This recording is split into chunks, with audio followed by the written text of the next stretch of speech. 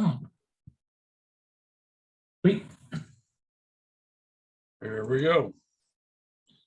Okay, well, welcome you guys and welcome Aaron. We don't have a lot on the agenda here as far as images go, but hopefully we can fill up some of the time here and you can tell us, maybe tell us a little bit about some of the stuff you've been doing here lately. I've already announced Raymond is up in Iowa attending his brother's funeral. And I've got on the old business for from the last meeting, I've come up with 9 assigned subjects for next year, and I'm going to push out that list. I actually closed the voting off of that yesterday evening. But just a quick rundown through it, because we've already got a little description for each one of these, but we're going to do leading lines, negative space, repetitive patterns, low key, motion, juxtaposition, optical illusion and or forced perspective, pareidolia, and symmetry. And the judges already have confirmed for next year are Raymond, Larry Lubert, Julie Denechet, and Jim Mathis. These will be 5 more judges to fill out for the rest of the year. And while you're here, Aaron, let me put you on the spot. Would you want to judge for us again next year? Sure. I love this. These are always a lot of fun. Yeah. When Raymond gets back, he's going to pick one of these out that he's going to do just an inter-club judging. So once he does that, then I'm going to throw out the rest of the list to everybody. Yeah, but then I'll have a month assigned for all the rest of them. So that, you know, whoever's doing the judging can pick and choose. I'm grabbing the wrong mouse here, trying to roll the other mouse around here. The new business I have is the Prairie Village Arts Council is doing what their program called State of the Arts Juried Competition. There's a reception out there at their gallery on Mission Road, May the 10th from 7 to 8:30. It's called the RC Indra's Gallery. The exhibit runs May 6th through July 8th. Marshall Ryman got selected to for one of his works to go in there. He was excited about that. He sent me an email the other night telling me about that. So that was the only other exhibit that I had. Does anybody else have any exhibits they want to mention? Or There was a Leewood one. Did you? I can't remember if you sent that out or not. oh yeah, forgot about that. Yep, there is a Leewood. There is a Leewood. It's not an exhibition. I think it's more of an art Yes. thing. Yeah, it's kind of like an artist thing. It's like a plein air artist. You know, yes, that's why I skipped it. There really wasn't anything in there about photography. I think they're going to have some photographers out there, but it's not open for anybody to just come out and take part in it. They've already selected who's going to do the deal. So, I was hoping Bill Schaff would be in here because he was telling me about blue herons that are really active out there at Corporate Woods. He's been out there, I guess, taking some photos of them. He sent me a notice about it because he knows how much I like shooting blue herons, and I had to tell him, unfortunately, I can't hold a camera up right now. So once I get the shoulder fixed, sometime down the road, I'll be back into shooting again, but who knows how long it's going to take. So I thanked him, but I told him, no, I can't do it. I was going to try to shoot something here the other night, but I can't even set up my tripod. So, you know, I can't even get my camera on the tripod because my left shoulder, it is non-functioning. My elbow works, the elbow down works great, but my shoulder, the elbow, nothing. So next week, hopefully we get that fixed. So anyway, that's all I really have as far as the stuff we need to go over. So I can give the meeting over to our judge, Mr. Smith, and let him have at it if you want to. All right. Well, thank you very much. I always have a lot of fun doing these types of things. I've actually judged the Leewood competition in the past and the Prairie Village competition in the past. So I know the exhibitions you're talking about. When I remember judging the Prairie Village exhibition, and COVID had just hit, and they had over 1,000 entries, and they Okay. when they initially came to me, they said, you'll have about 200 to 300 to pare down. And just because it was new, it was COVID, they just sent me all 1,000 and said, can you please pare this down? So that was quite, what, I had fun doing it. It took a long time to go through that many images and really, give some type of concerted feedback. But anyway, yeah, I do enjoy this type of thing. It's always good to see what people are up to and what people are doing. So let me see, as I recall reading, actually, before I even get into my background, which was one of the things that I was asked to talk about per the instructions, and I remember that from last time, I just thought I would try real quick to, screen sharing does work. All right, I just wanted to make sure that it did, because I'm going to share my screen here with you in just a minute. Okay. Okay, so a little bit about me. My background in photography started when I was 11 years old. My mom was a semi-professional photographer. I had a lot of photographers in my family from the 1930s and 40s that had their own studios in various parts, actually in the South. But my mom was a semi-pro. She bought me my first Canon AE1 when I was 11 years old. And I remember getting stopped by strangers because people would ask me, what are you doing with that camera? Because it was a really expensive camera. Anyway, but it was nice. I kind of cut my teeth on 35 millimeter film. I kept going with that. I've always been deep into photography and visual art just in general. I went back and got my visual and performing arts degree from the University of Colorado. And then just made art for the next year, and then I really started showing in bigger museums and academic galleries. Went to grad school. We ended up going back and teaching photography and visual art at the University of Colorado, and then moved back to Kansas City in 2016. 2017, I started teaching at Johnson County Community College, and I have taught, after this summer, I will have taught every single photography class that they have. And we actually have quite a few photography classes. The foundations class is actually half digital, half black and white. I've taught digital photography. There's studio photography. There's photography 1, which is all 4x5 film, which is what I'm teaching right now. So that's a fun class to teach. 4x5 is a lot of fun.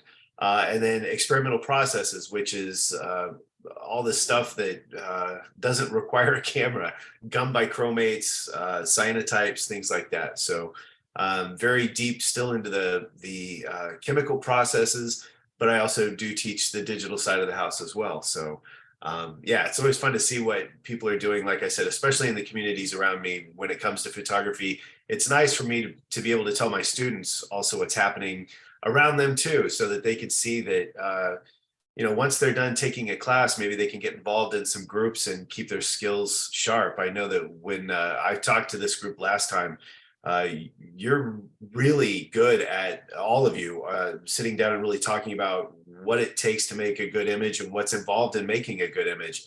Leading lines, composition, negative space, a lot of the things that you just, compositional elements just across the board, making sure all the zones are represented. So yeah, this is fantastic.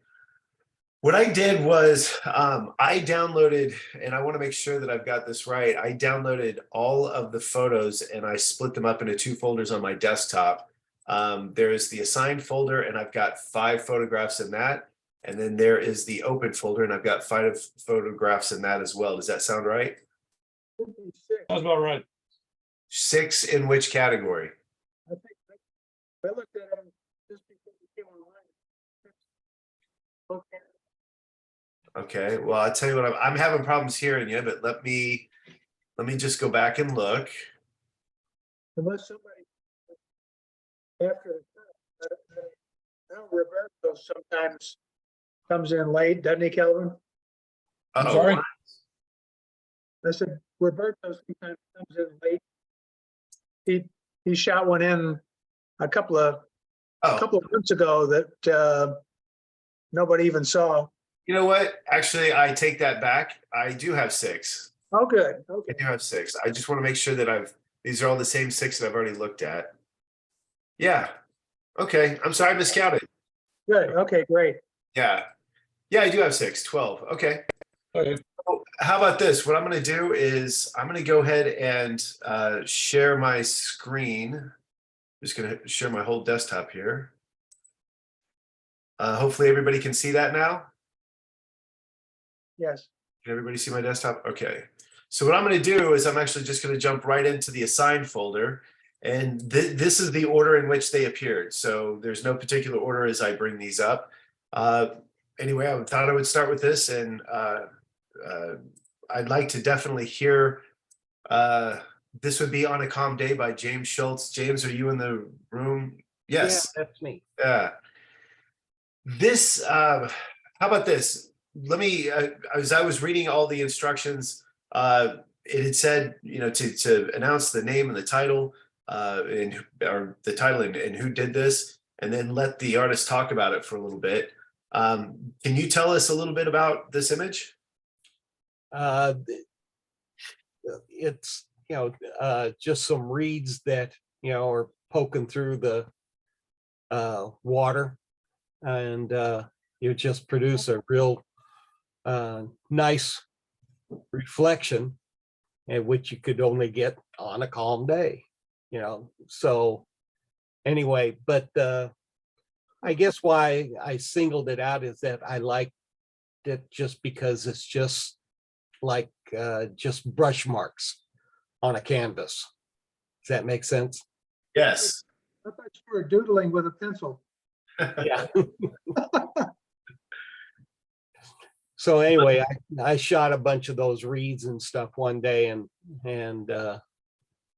anyway, this is the one that I ended up choosing to work with the most. Okay. This is a very, very interesting photograph. It took me a couple of minutes to reconcile what I was looking at. I understood that I was seeing a reflection, and I assumed that it was reeds. But one of the interesting things about this particular photograph is that the reeds that are sticking up out of the water are the ones that are producing a reflection. So this makes every single thing that's sticking up out of the water, because it has a reflection on the bottom, creates this really bizarre equal compositional element. Everything in here. I don't know. Can you see my when I'm moving my cursor around? Can you see that I've isolated that little thing? So this almost looks like, to me, it looks like if you're playing cards and you see, the spade, but it's turned on its side. Because it's that way because it's got this beautiful reflection that creates this perfectly equal bottom half. Meanwhile, you have pieces like this that don't have a reflection really because they're not sticking up out of the water. So it's this mix mash of the things that are creating a reflection, along with a number of other things that really don't seem to be creating a reflection, that brings out an overall abstraction. And I know that just my specialty in grad school was studying how people look at photographs and what's called perceptual psychology. So we break down what people typically look at first. And one of the things that's interesting about this is that all of these pieces are so disparate. They're not connected at all. So when we try to look at these things, we really, as human beings, want to try to make sense of what it is that we're looking at. So of course, that's when we figure out very quickly that these are things that are jetting up out of the water. Yes, this would not have been the same this would not have been the same photograph had there really been any other waves. In fact, this is the only wave I think I remember seeing that really gave it away, that it was truly water. Everything else just seems absolutely still. So great job capturing this when the water was just absolutely calm. But all of these compositional elements are just all over the place. So there's no particular leading line or anything that's leading in. In fact, if you're going to talk about anything, it's the fact that there's all this negative space between the objects. And because the light is on the other side of you, these objects are silhouetted. So you really do have these pretty stark lines, like you said, and I think you're absolutely right. They start to look like somebody just took a marker onto a canvas and just practiced mark making. And that's something that we do in the visual arts 101 class. Students absolutely cannot stand it when you have to do what's called blind contour drawing, where you have to cover your eyes and you're looking at something and you can't watch your hand as you're trying to draw it. So they start to look like that, but those lines matter. You were talking about pareidolia here in a little bit. I found myself trying to make sense out of some of the imagery as I was looking at some of these objects. I had just mentioned a second ago, that looks like a spade turned on its side. This looks like the letter A turned on its side. We start to look at the little pieces in each image. And what I tell my students all the time is science tells us that most people will spend less than 5 seconds in a gallery looking at any one piece of artwork. So when you can get somebody really diving in because they're looking to make meaning out of these little compositional elements, you're winning in art. So this photograph is one that I think I've spent quite a bit of time just looking at this because it looks like just paint marks floating. It really is, as far as abstraction goes, exquisite in and of itself. And what's interesting is once you pull back and you realize, yep, these are reeds sticking up out of the water. It's almost that, what do you call it? Suspension of disbelief. You can let go of what you're looking at and start to see, like I said, these objects floating. So I had a lot of fun just looking at this photograph and spent quite a bit of time on it. Does anybody else have any questions about this photograph or comments about it? Okay. I guess I would have renamed it so that people knew what they were looking at, but Well, I can see what you're saying. On a calm day, I think that's a hint. Come to think of it, I mean, if we're talking about title, I think that would be a hint as to what people are looking at. But I really feel like if this were printed on aluminum without a frame or something where it's floating off the wall, this could I could easily see this capturing people's attention in a number of different venues that kind of cater to the modernist era. This really feels like to me like it comes right out of the modernist era. It's just really interesting. Do you think that it's necessary to title pieces, no matter what it is? Yes, I do. And the reason why I say that is because I have 3 venues in town that I curate artwork for.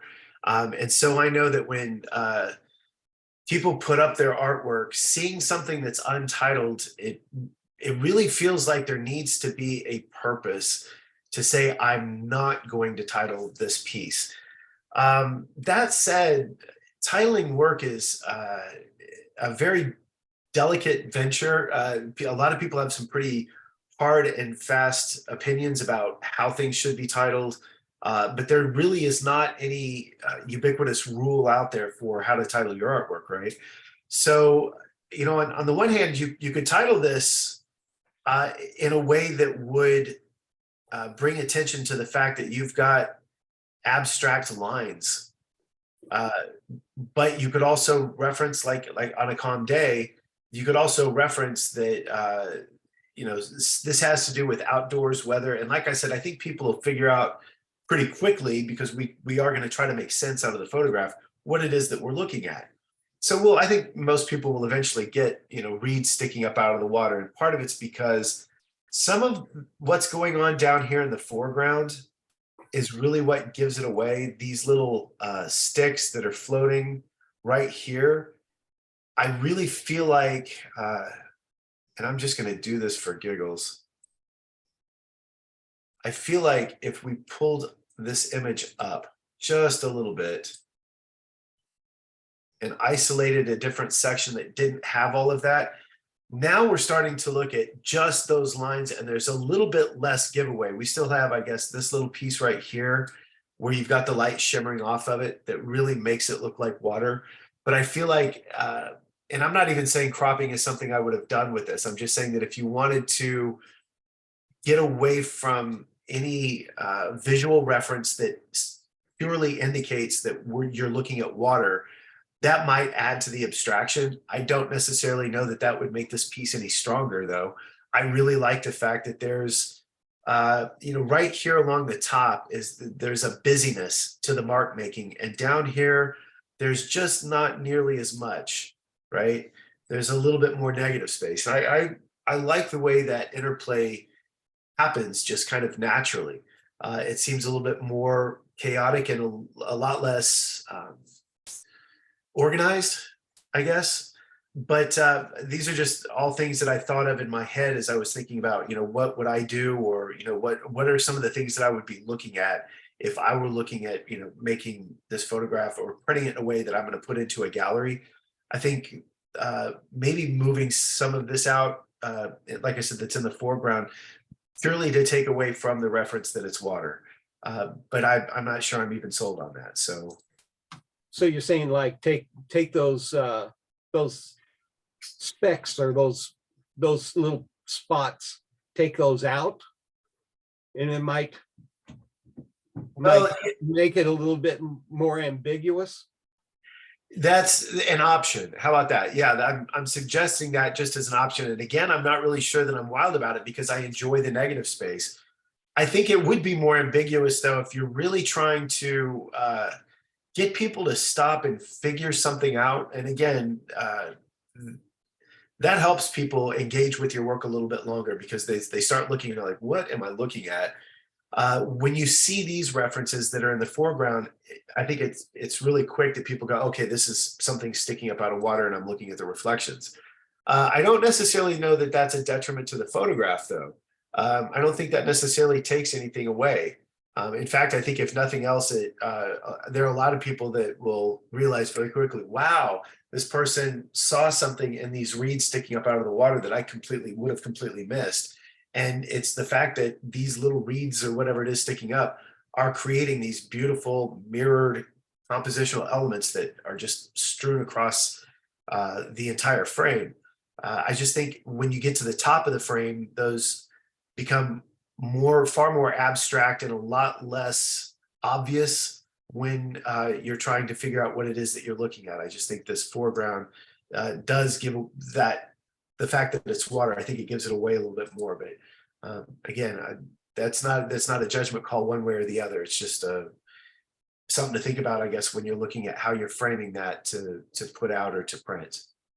Well, one of the reasons why I kind of ended up using this image as opposed to some of the others is that with the top half, the marks or things are getting smaller and tighter, that I felt that I needed that to help build some depth, to the image.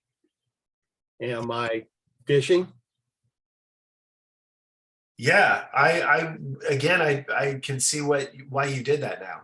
And again, I appreciate the fact that down here, there's a sparsity to those, if I were to draw, I don't know, like a 4x6 square up here and count the number of reeds, there's a lot more reeds than if I drew a 4x6 picture down here. Part of that's just because naturally we're dealing with the foreground and objects get bigger in the foreground, right? But I think, like I said, I like the negative space that you've got going on down here. It's just, again, one of those options. If you were to, how about this? I'm really going to just zoom in here for a second.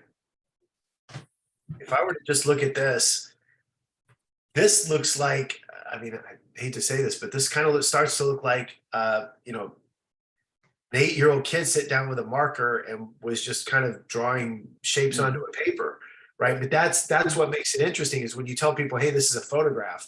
Now people are going to start to look and say, oh, okay, what is it that I'm really looking at? And I think in this section, it becomes harder to ascertain that you're really looking at reeds sticking up out of the water. There just aren't quite the references. I think, though, when you're looking at the whole thing, you can start to see these things that give it away a little bit more. So, yeah, I think it's a very successful image. Very successful in a lot of ways. Other questions about this image? Okay. Well, I'll tell you what, I will move right along, and if anybody has any questions, I can come back to it. All right, next. This image also caught my attention for a few reasons. This is, let me see, Blanket Rock Art by Dennis Lindell. Did I pronounce that right? Yeah, he's working tonight. Okay. I really wish he were here. This image has some very interesting things going on in it as well. It says Blanket Rock Art, and I don't really see the rock reference other than possibly the base material on which the image is impressed, right? If I'm looking at this image, I start to see fingers on a hand. That, you know, these are seemingly clear references to fingers, but they look like marks or shadows. What makes this even more interesting, though, is this curved line that these lines that seem to be, you know, moving about the image. They're very circular, and if you look, they seem to be circling around this point. So we start to see this, you know, this circular pattern.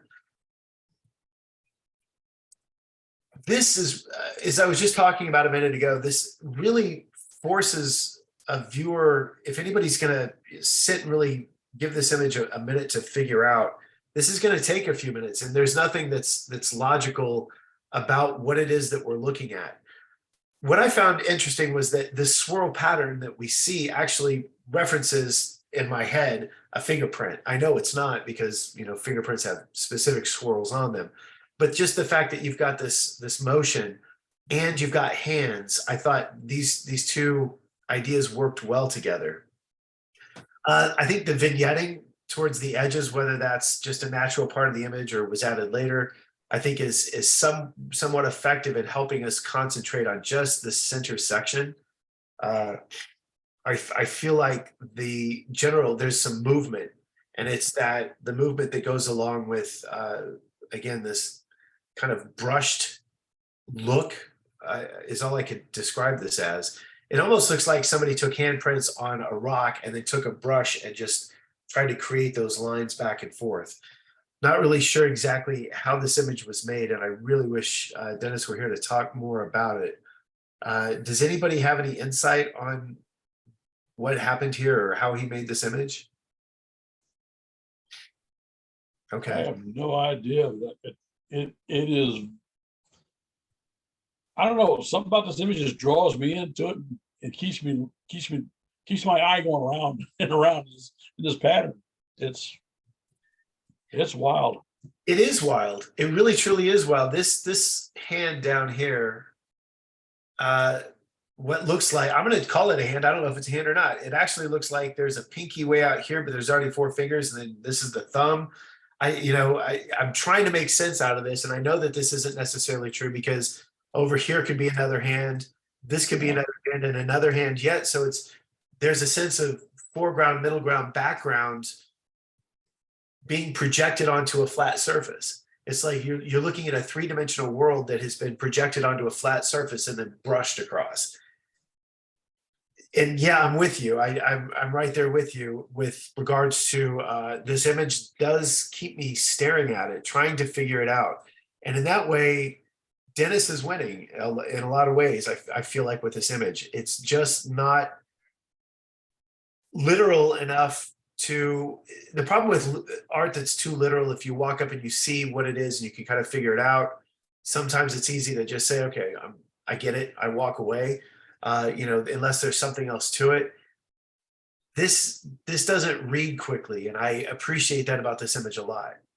I really wish you were here to talk more about it, but the reference to, again, fingertips, hands, and then not knowing what the substrate is. He says on a rock, right? Yeah, Blanket Rock Art. Yeah, so I assuming that it's a rock, but again, I just don't know. One, how it was made, and how much of this was digital effect versus something that might have been done in camera or done on the rock itself. So yeah, I enjoy that mystery. This keeps me looking at it. Yeah. Does anybody else have any comments on this one? Or questions about it? I feel like as No, I I'm just intrigued by it. That's, I am too. And one of the right in here, it seems to be the one point where things are very clear. And if I were guessing, you can do in Photoshop or GIMP or whatever you're using, in a Gaussian blur, you can do a motion and you can do a spin, and there's all kinds of fun stuff here. And I kind of assume that might be the reason why this and over here is a lot more blurry. We seem to be able to see what looks like the chalk dust. I don't know exactly what that is. It's almost like like I said, a chalk dust or something that might have been on the hands that was put down. And I don't know if this was done. Honestly, I assume it was done digitally, but I don't know. I don't know. It's really interesting to watch the blur and the vignetting kind of creep into the center point of the picture, but it does focus your eyes right in here. So yeah, this is an interesting photograph in a lot of ways. You think he could have used an inversion filter to turn the darks into lights and vice versa? Very well could have. Very well could have, actually. Just real quick with Photoshop. Image adjustments. Invert. That starts to make more sense. Now this looks like charcoal, handprints, still those swirled. We can still see that swirl pattern right here. Yeah. Yeah. I just assume though this is on a rock somewhere because that was in the title. But then again, there we go back to the, what does it mean to have a title for something? And does that throw people off? Are people going to use that as a way to try to ascertain what's inside the image? I don't know. That's a good point. That's a very good point. All right. Any other questions or comments about this one? Okay. Moving right along. All right. Floating by Bill Stodmeyer. Did I pronounce that correctly? Yes, All right. this is a little simpler. And This- basically, I've been playing around with some lenses I took out of a printer. And this is from a cell phone with a lens attached to it. And just want to see how it'd work out. Okay. Is this a macro lens or? Well, I think it ends up being a macro lens the way it works on the cell phone. Okay. This is this image, I guess with regards to what we've already been looking at, it's more, you said simple. I could kind of see that. But the reality is this image has the major function of this image for me is the fact that this plant seems to be glowing. It's almost as if you had shot this with UV film. If you've ever seen any kind of UV film photography where plant life just tends to just glow. The reason why I say that is because right up here, you've got these white lines that are coming down over the leaf itself. And back behind here, you've got these very white objects. And because of that, right in through here, you're seeing the beautiful, absolutely stunning contrast of the edge of this leaf and all of its glorious detail against that white background. And it just creates this wonderful degree of separation that brings a three-dimensionality to that particular leaf, not just because it's in focus, but because it stands out against the other background leaves. Yes, it's in focus, but that line of contrast is one of the areas that's going to draw our eye right into it. Of course, there's just this beautiful flowing motion of the leaves that are coming out over the top of that. It almost looks like the leaf is translucent and is almost glowing, but there's so much detail in that leaf, and that's the only thing we get out of this image, right? Everything else is really just this wonderful background blurriness but there's texture to it, there's depth to it, there's things behind that. But of course, again, our eyes are always going to go towards the things that are in focus. This little section of leaf over here, I don't think there's anything you can do about that. It's almost like it's competing though for me with the leaf over here. Just that little bit here, because again, it's in focus as well. It's at that probably same planal range from your lens, right? So when we typically, unless you're working with a 4x5 or anything with bellows, your depth of field is going to have one solid plane and everything in front of it. And after that's going to be in or out of focus. Was it, you said you took this with a camera phone. Was this in portrait mode by chance? No, just But photo. it wasn't. Okay.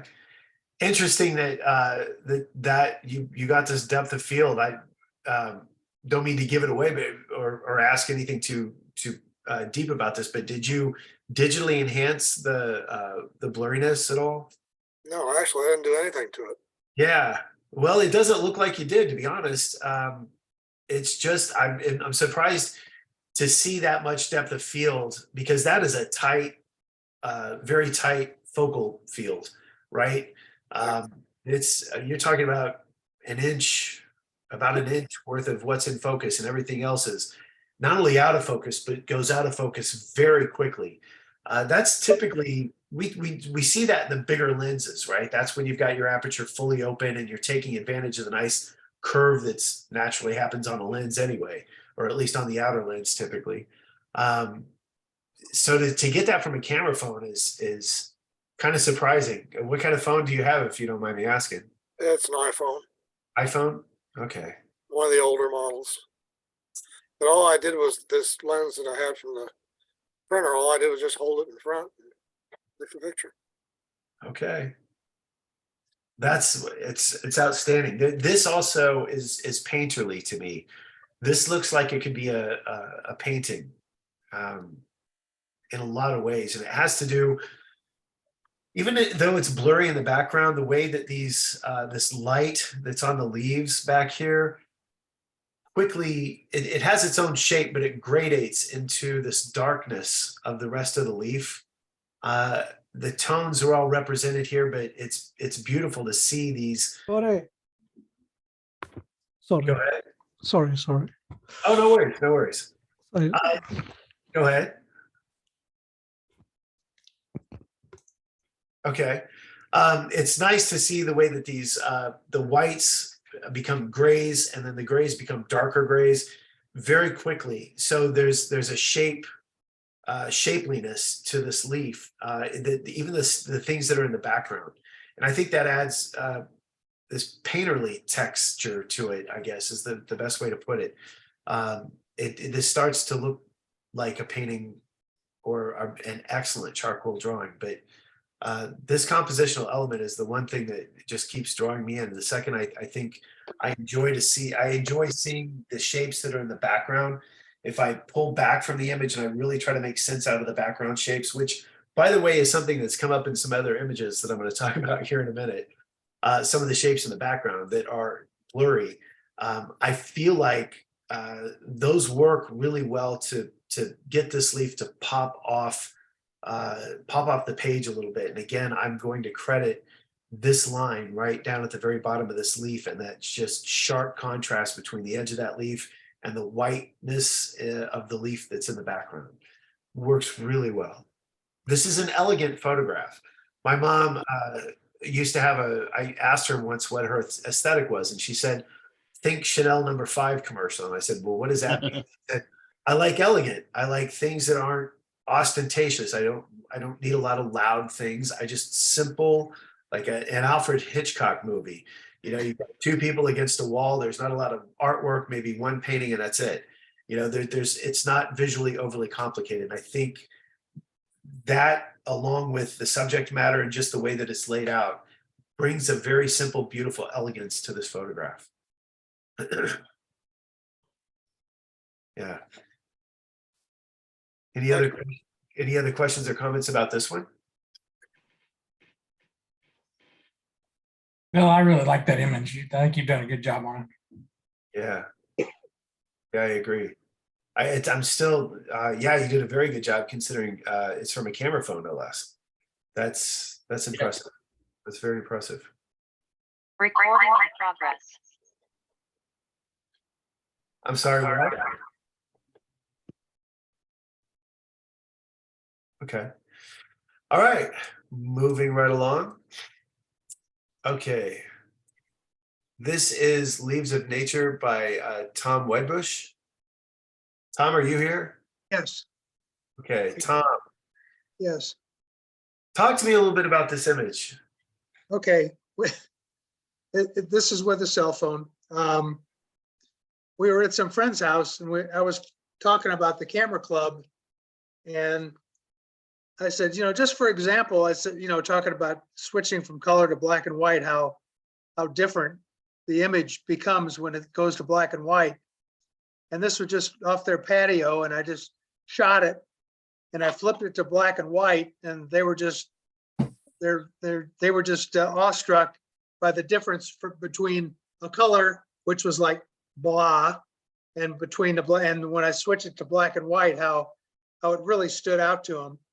And so that was it. And I thought the lines going in the opposite direction in the back kind of added a little bit of excitement to the picture, I guess. Yeah, it does. It absolutely does. That was one of the first things that I noticed. This particular photograph is full of line just in general, right? And it seems to be on the upper left-hand side. We have all of our lines seemingly converging and went to one spot. But then in the background, you've also got, this main branch with these other lines that are almost creating like a cross hatch pattern that I find really interesting. Also the fact that behind the very back part of the background is white and there's some odd squiggly lines back here, right? There's some odd things happening, which enhances the overall composition. As far as I'm concerned, it really does help quite a bit.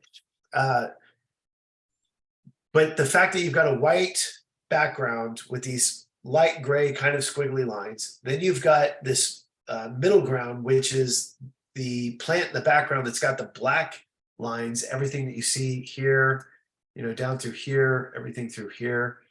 And then of course your foreground are these leaves here, right? Yeah. So there is a lot of line that's happening here, and the way that they intersect, I think is very interesting.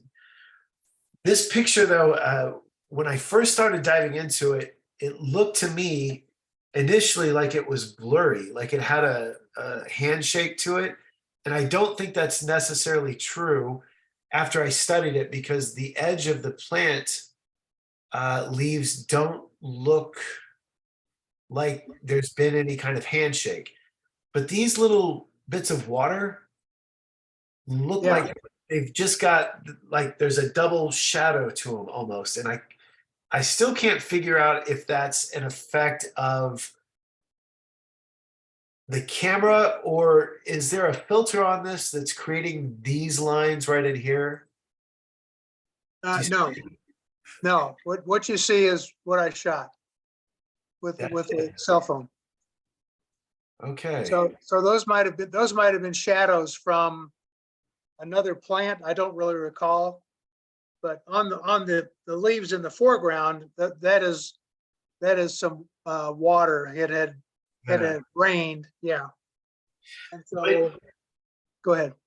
I'm glad to hear you talk about this, and I want to hear you talk about it even more. But I just want to clarify, this particular black line is not necessarily what I'm talking about. If you really start to zoom in, do you see how it looks like there's tiger stripes almost? That's what I'm talking about. So when I pull out a little bit, those lines are still pretty prevalent in the image. And so that's what made me wonder if you were had put a filter on. You said you didn't. I heard you say that, but I just don't know where those lines are coming from. But there's something about, I don't know if this is focused in or something, that's creating a level of noise.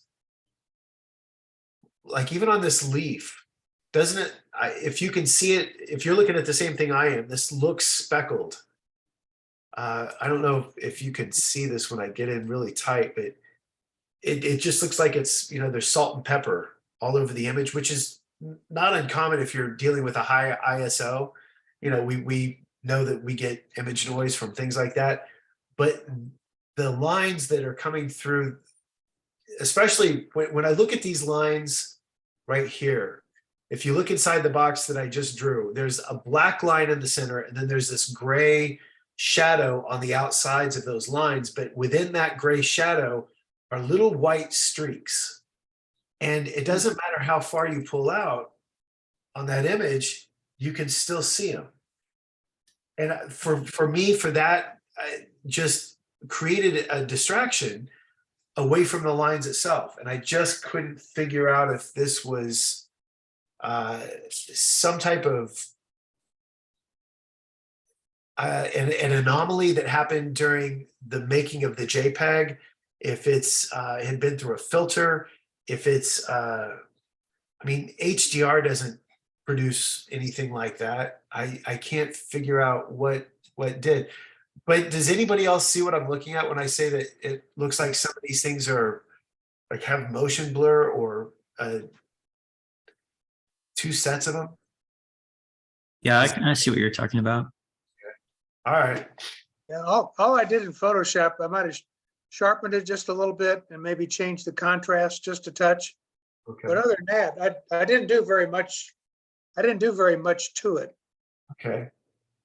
Well, I think if I were going to print this, I would start by printing it small first and see how you engage with it when it's small, and see if that those lines don't kind of get lost just because of the sheer size of it. But then again, I also think if you blew it up and to the point of being able to stand in front of it and really having it encompass all of your view, I'd be curious to see how that makes the viewer feel. We're talking about modernist painters. We talk about Rothko that did his color fields. He just wanted you to stand in front of a color and see how that made you feel because your whole view was encompassed by that. I think this would be interesting to see really blown up too, just to see if we engage with it the same way we would on a smaller scale. I really think from a smaller scale, we start to see the lines and we get the overall composition. But I wonder if when we get this blown up bigger, if we don't get lost in the tiny little lines that I was just pointing out, some of the noise that's on the leaves and some of the detail. I don't know. For sometimes when you're looking at a photograph, that could be an actual reward. Is when you print it big, you can stand back and look at it and see one thing. But then if you step in closer and you start to look at some of the details, sometimes the artist or the viewer feels rewarded, like, hey, there's some really cool stuff because I got closer to it and I could see that. I don't know if that's the type of experience that people would pull away from this or not. Like I said, initially it was kind of distracting, and then the deeper I looked at this, the more interesting it got. And now that I'm hearing you talk about it, the more interesting it is. If there's really nothing else than a sharpen tool, and sharpen tool can do that too. Using a sharpen tool will bring in some degree of noise, but I can't explain those lines. That's a head scratcher. We're going back out there for dinner in a couple of weeks. I'll have to take a look at that again. Okay. Fantastic. While I'm here, you all are experts. Does anybody else have any idea what might have caused that particular anomaly? Not a clue. I was wondering about like JPEG export settings. Yeah, that's a possibility, right? That's definitely a possibility. I know that cell phone cameras can be a little wonky sometimes. Even my iPhone 14, when I've taken pictures with it, when you start to zoom up on them, they kind of fall apart pretty fast. So Yeah, maybe it's just an anomaly with the camera sensor. that very well could be. That very well. Those little, what are they? ASP or APS sensors, the little tiny ones. Yeah, they work a little differently, but and I know exactly what you're talking about. When I start to zoom in, I feel like I'm getting splotchy patches of color but it is different. It's not like you're looking at pixels. It's almost like a splotch. So yeah, I don't know. That's interesting. But I think overall, you have an excellent eye for at least figuring out how these lines were crossing and getting some of the reflection of the water on top of the leaves, the background being white, that middle ground with the dark lines, and then those gray lines over the top. Fairly limited, I think, in your tonal ranges, but there's not a lot of tonal range really in the subject matter. So I love the fact that the front layer of lines kind of converge into the upper right-hand corner. I think that's also very successful. Well, I think we made a convert. I think we made a convert to black and white though. So that's the plus. There you go. It did its job. The picture worked like it was supposed to. Yeah. All right. So how about this? We'll move on to, okay, this picture. This picture was very interesting. When I first looked at it, you see the shell and somewhat like the picture of the leaf 2 pictures back. There's this one particular part of the photograph that is, sharp, it's in focus, and we can see it. What's interesting though is that the shell is white and there's not really a lot of tonal range in the shell itself. So because of that, I think some of the lines, especially right in here, get lost just a tiny bit. And that's not necessarily a distraction for me, but I got to be honest with everybody here, and hopefully this doesn't rattle anybody's feathers. This to me is a very erotic image. And the reason why I say that, having taught photography for years and knowing what people see when they look at things, this does have a little bit of a breast shape, but more importantly, this entire background looks like someone's bottom. Okay. It does. I mean, I'm just going to point that out. It looks like someone is bent over. You can actually see their butt cheeks. You can see their back, and you can see the valley in the spine where in human anatomy, you've got erector spinea, these huge muscles on either side of the spine that create a spinal valley. So because you've got this breast shape and this kind of bottom shape, I don't think you're going to get away from people finding that in the image. I don't think I would be the only person that would read that if they stuck with it for a little bit. However, because of that, this is very intriguing. By the way, this is Shell by Roberto Carlos. Roberto, are you here? Yes, I'm here. Hello, Yes. how are you? Good. How are you? I don't see what are you seeing. You don't see what I'm seeing? No, but it's Okay. two shells, 3 shells, and the I background. assume it is. I assume it is 3 shells. I mean, don't get me wrong. I assume all of it was shells. But this is one of the things that happens when you take focus away from something. Mhm. Get into human beings have a need to make meaning out of the things that they see, which is why we have the word pareidolia. Jesus in the toast, we see a dragon in the clouds, we see, we try to make sense out of things that we see, whether they're really there or not. And maybe I just have taught college too long, but I can tell you, my students keep in mind range from 18 to 82. So most of them, I think, would see a person's backside right here in the background. Can you see it now? Yeah, I see. Okay. And again, believe it or not, that's not a negative comment. Actually, I think all together, this is a strangely erotic image. I mean, I think a lot of people will see that, even though there's no specific reference to anything, right? But yeah, the shell itself is beautiful. I like the fact that it's slightly off center. This would kind of be in the range of rule of thirds. But the fact that it's not dead on made me think that you might have intentionally tried to get that much of the background. Yeah, I'm not, first, the background is not my intention Sure. to see, but the shell, yes. Yeah. Yes. Can you talk, Roberto, for a second about what went into making this image? Oh yeah. Yeah, please talk about it for a second. Yeah, I see those shells hanging, and I used macro lens for the pictures, and then I focus, and then I took the shot. Just because I see you see the shells of uh, lines, you know.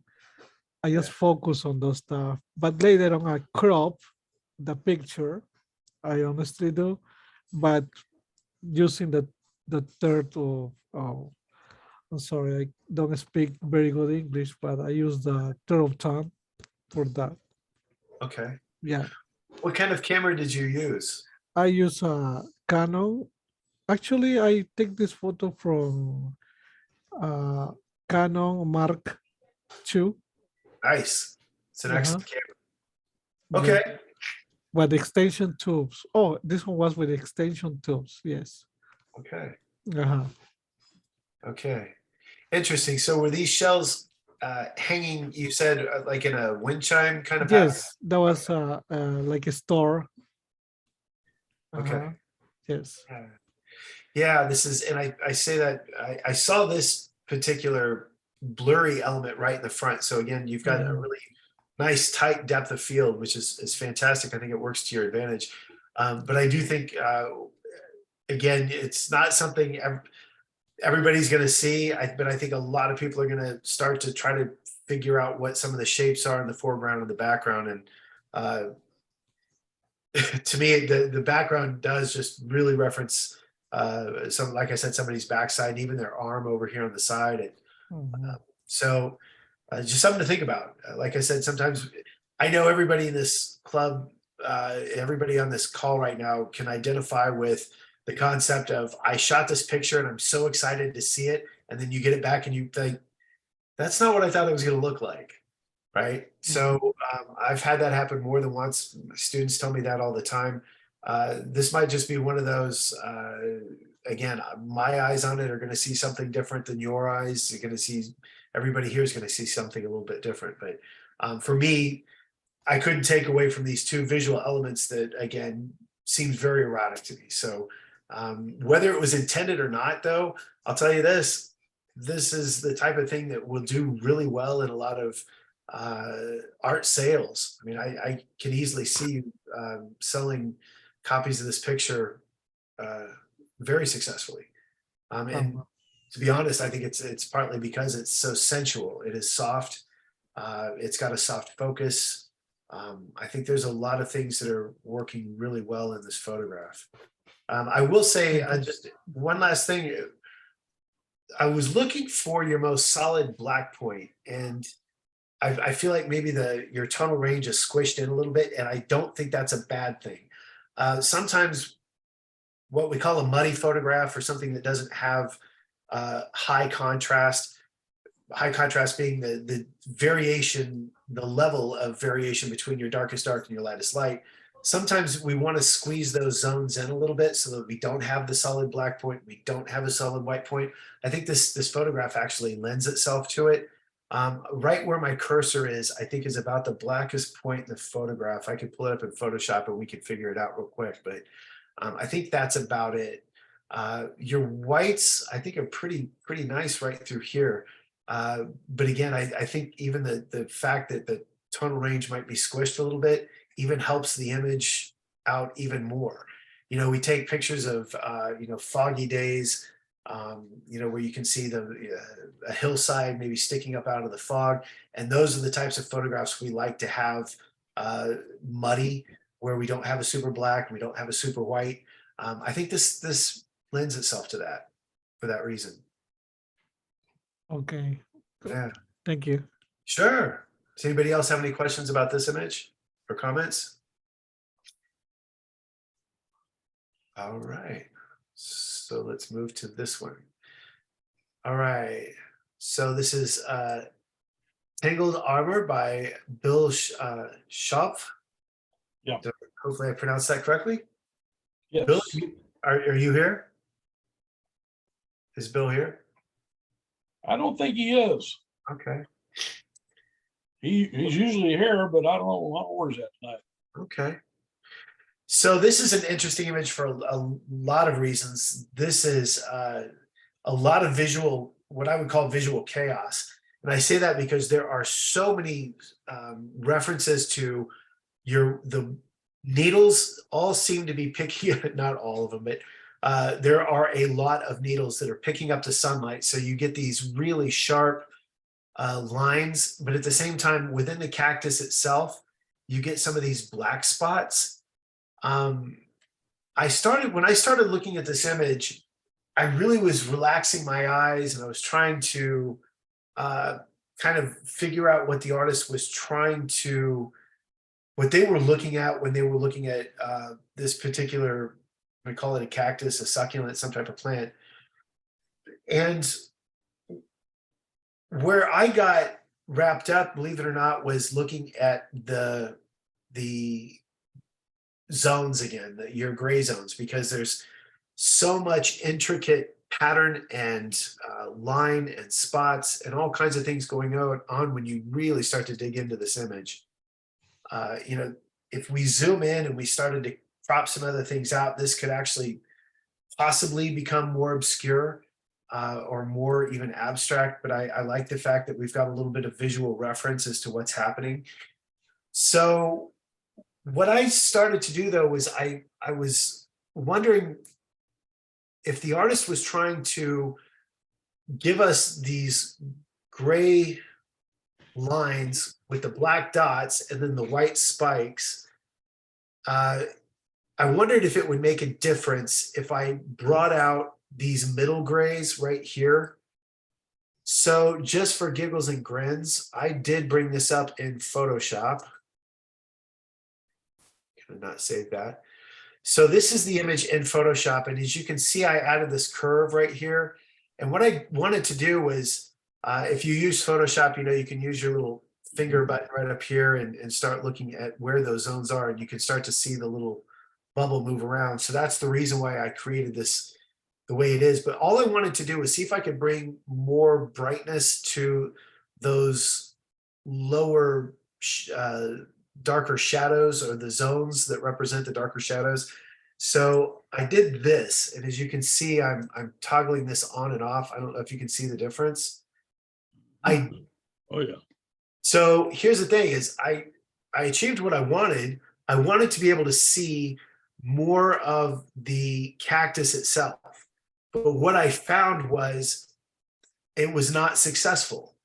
The way the artist did this initially, I feel like is the best version of itself. If I wanted to take a picture of cactuses and send that to people, I might go with my version.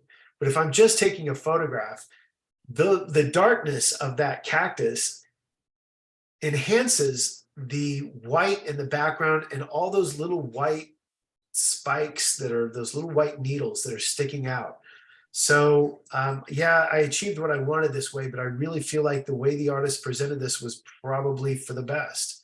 I like the fact that the sun is behind, which is, of course, is going to create more shadows, right? We're going to put things, this cactus is going to be silhouetted a little bit. I'm glad HDR didn't do too much to blow out the background here so that you could still see the grass and things that are happening when you look through the holes of the cactus. There's just a lot of texture and a lot of other things that are really happening in this photograph that are somewhat obscure. You know, keep in mind that, you know, we're looking at a cactus that has a bunch of needles on it. This is going to create tension. We know that we don't want to reach in and grab that, right? Some photographs have a tactility to them where you can look at something that's furry and you want to reach it and touch it.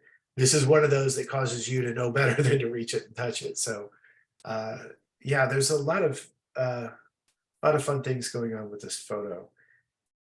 Does anybody know anything about how this photo was made, or? No clue. Okay. All right. All right. Well, does anybody have any questions about this photo before I move on? Okay. So I think, there we go. That wraps up the assigned group, and I'll come back to this here in a little bit. Let's get into the open group. All right. Blobs by Bill Staudenmeyer. This is what I'm talking about when I say tactility. I feel like I can reach in and touch that plant. There's almost a waxiness to the petals themselves, and that's captured beautifully. And I don't think, had your focus been anywhere else, that we would have gotten that detail that we're seeing here. This is absolutely beautiful. The way that these leaves create such depth, have texture to them. There's a lot going on just within the leaf itself.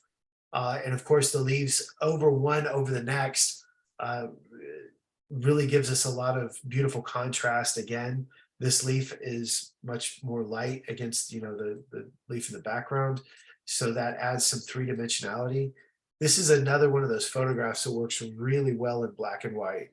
The leading lines, I love the fact that this comes out of the left and kind of juts up at an angle and then spreads across the center of the page.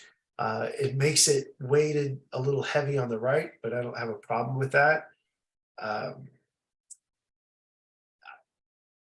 I almost wish this particular photograph, if we could have moved the plant or adjusted the background. I don't necessarily think the house and the trees in the background are a distraction, but it gives a sense of place that I think almost takes away from the subject matter itself. The subject is almost abstract in and of itself. We know it's a plant, we know it's organic, but the shapes of those leaves are so odd, the thickness, everything that's happening there. I almost wish this plant could be taken somewhere. I'm not normally a big fan of saying, hey, let's put a white background, just that's solid white. Let's put it against a white wall and shoot it so that there's just a solid white background, because I do think it's detrimental to have a sense of place. And when you shoot with a white background, you're literally taking an object out of its context and saying, we're just going to focus on the object itself. But I think this particular plant is interesting enough that it would be interesting with no background or no reference to homes or, much of anything else.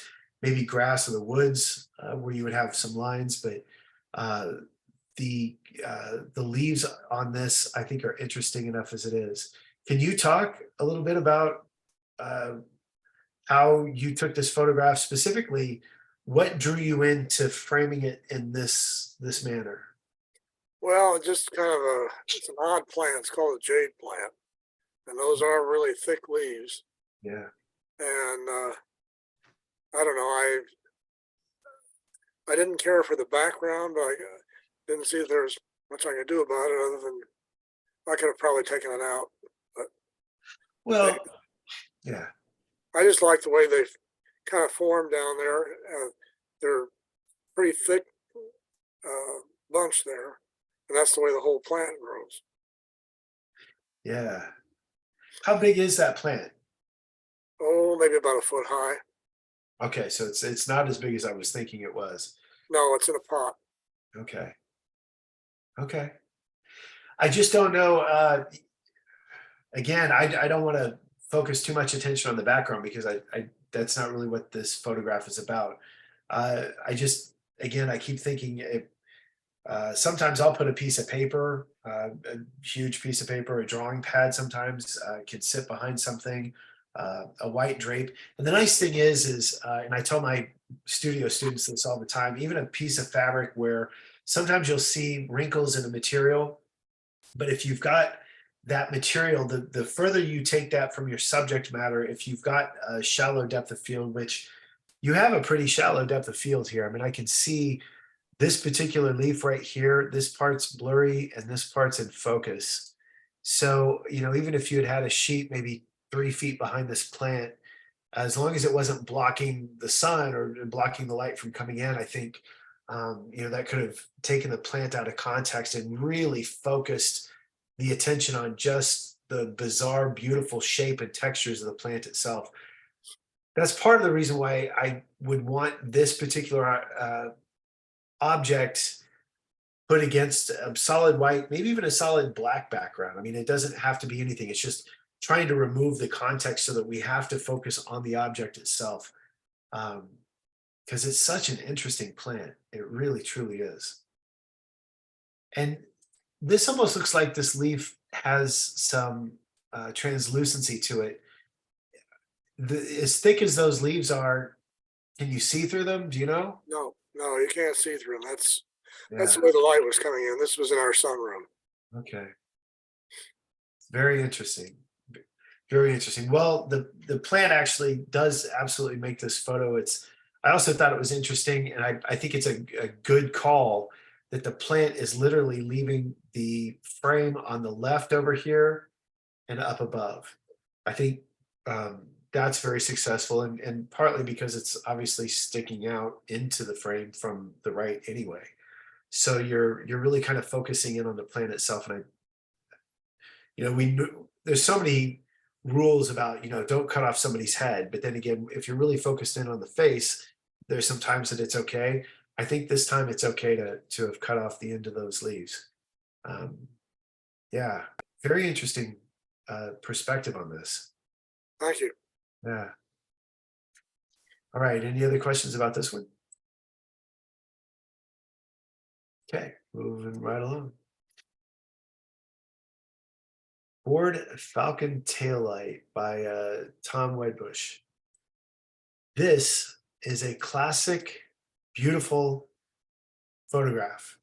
It is tight. We can dissect this in a lot of ways, but I think the things that really make this photograph so appealing, and it is appealing. This has all the shiny newness of like a toy. I just want to reach in and grab that taillight. I want to drive that car. I wish I was there that day. This is what I would consider really an attractive photograph for a number of reasons. One of them being, though, when you start looking at the compositional elements within the frame itself, you've got this circle to the right, and you've got this leading line coming down from the left, right here, to the circle. And then you've got even the body of the car up over here enhances that circle. So between that, all of these reflections, and I started to look into the reflections to see if they were a distraction, and they were not, which is very difficult. There's a lot going on. If you look right behind the Falcon, the word Falcon, there's a lot of reflections, probably of other cars. I'm guessing maybe it's in a parking lot, it's in a car show. I don't know. It's at a car show. Yeah. Okay. Yeah, this is just beautifully done. This is a well-made photograph. The way that you framed it, you've got Falcon is just perfect. It's in the upper left-hand corner, leaving the page. You've got this big visual element. The circle, the taillight itself is slightly off center to the right, maybe a little on the lower side. And then you've got, even though you've still got leading lines here, but this would be where most of your negative space is, in this lower left-hand corner of the frame. Really works well to not, I think if you had a lot of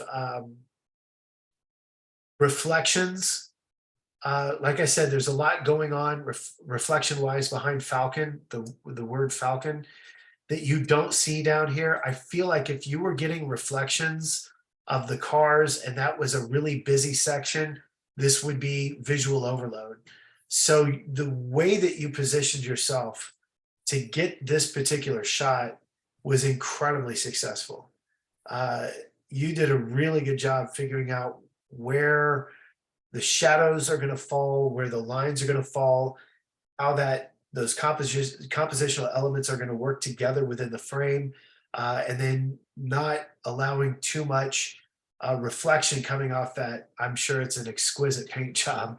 I'm looking up here at the way the paint's sitting on the metal. This is just one of those wonderful shots. There's a sense of nostalgia, obviously.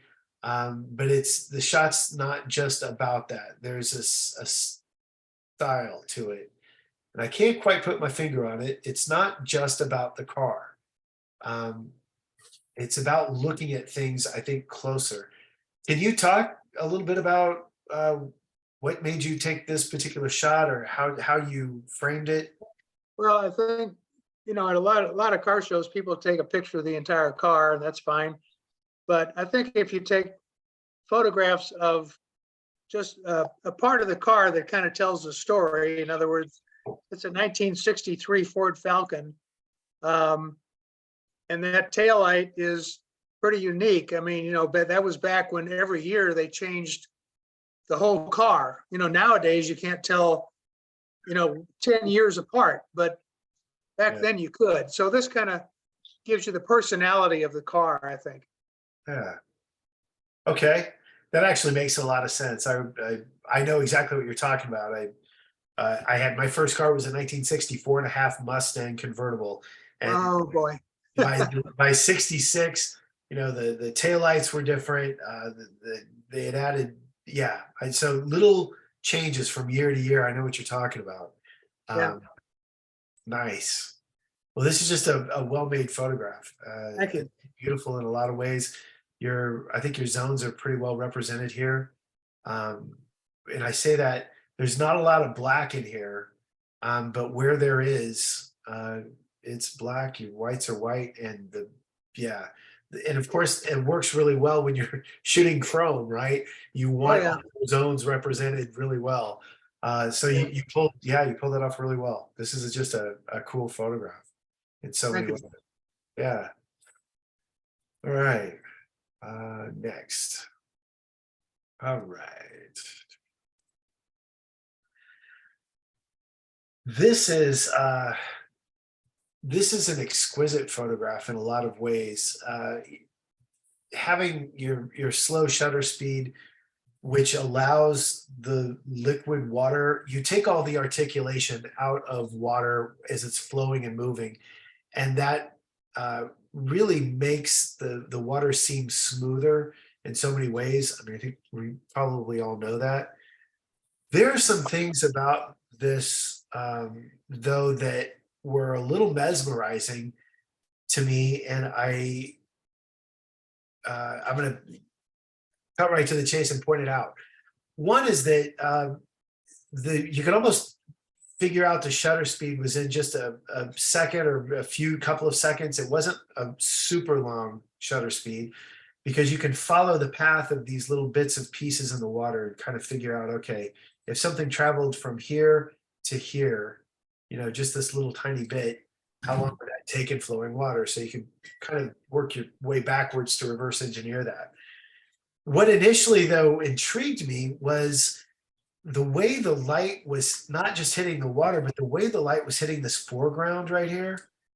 I actually thought there for a little bit that there was some motion blur happening here, which made me relook at the photo. And I thought, well, that cannot be the case, because everything up here is in beautiful focus. And then I realized these lines are just going, the lines in the rock are just going right along with the water itself.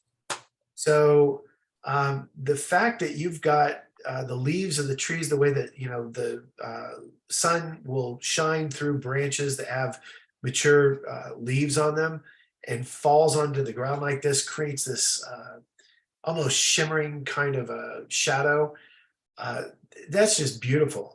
And it's really the shadow work right here in the foreground. The fact that some of this tree is in shadow, that actually helps create our eye movement, which moves right across, the screen anyway. This is the major dominant focal point for what you're looking at.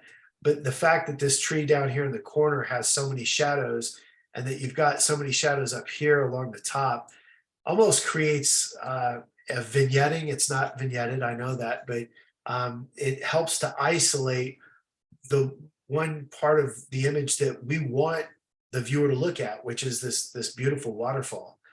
The fact that you've also got these pockets of really intense brightness next to really intense darkness and spots back here, there's a real three-dimensional texture, the dimensionality that's happening in the background that I really think helps give us the overall depth. I don't think it's enough to say that this photograph just has this beautiful waterfall that has flowing water. I feel like you're brought into the photograph because you've got this rock and the lines that are up front.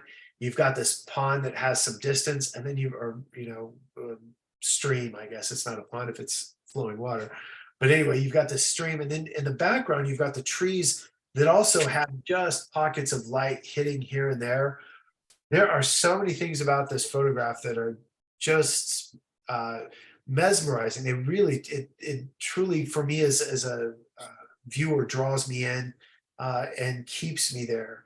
I know there's a lot of people that could talk about some sacred place that they've got, whether it's a fishing spot or just a place that they would just go to think, or, whatever it is. I think a lot of people could really sit in this picture. It's meditative. It slows you down a little bit and just kind of invites you into just this beautiful moment and lets you sit there. This is Moving Waters by, is it Dennis Lindell? Dennis, are you here? He's not here tonight. Okay, that's right. He's not here tonight.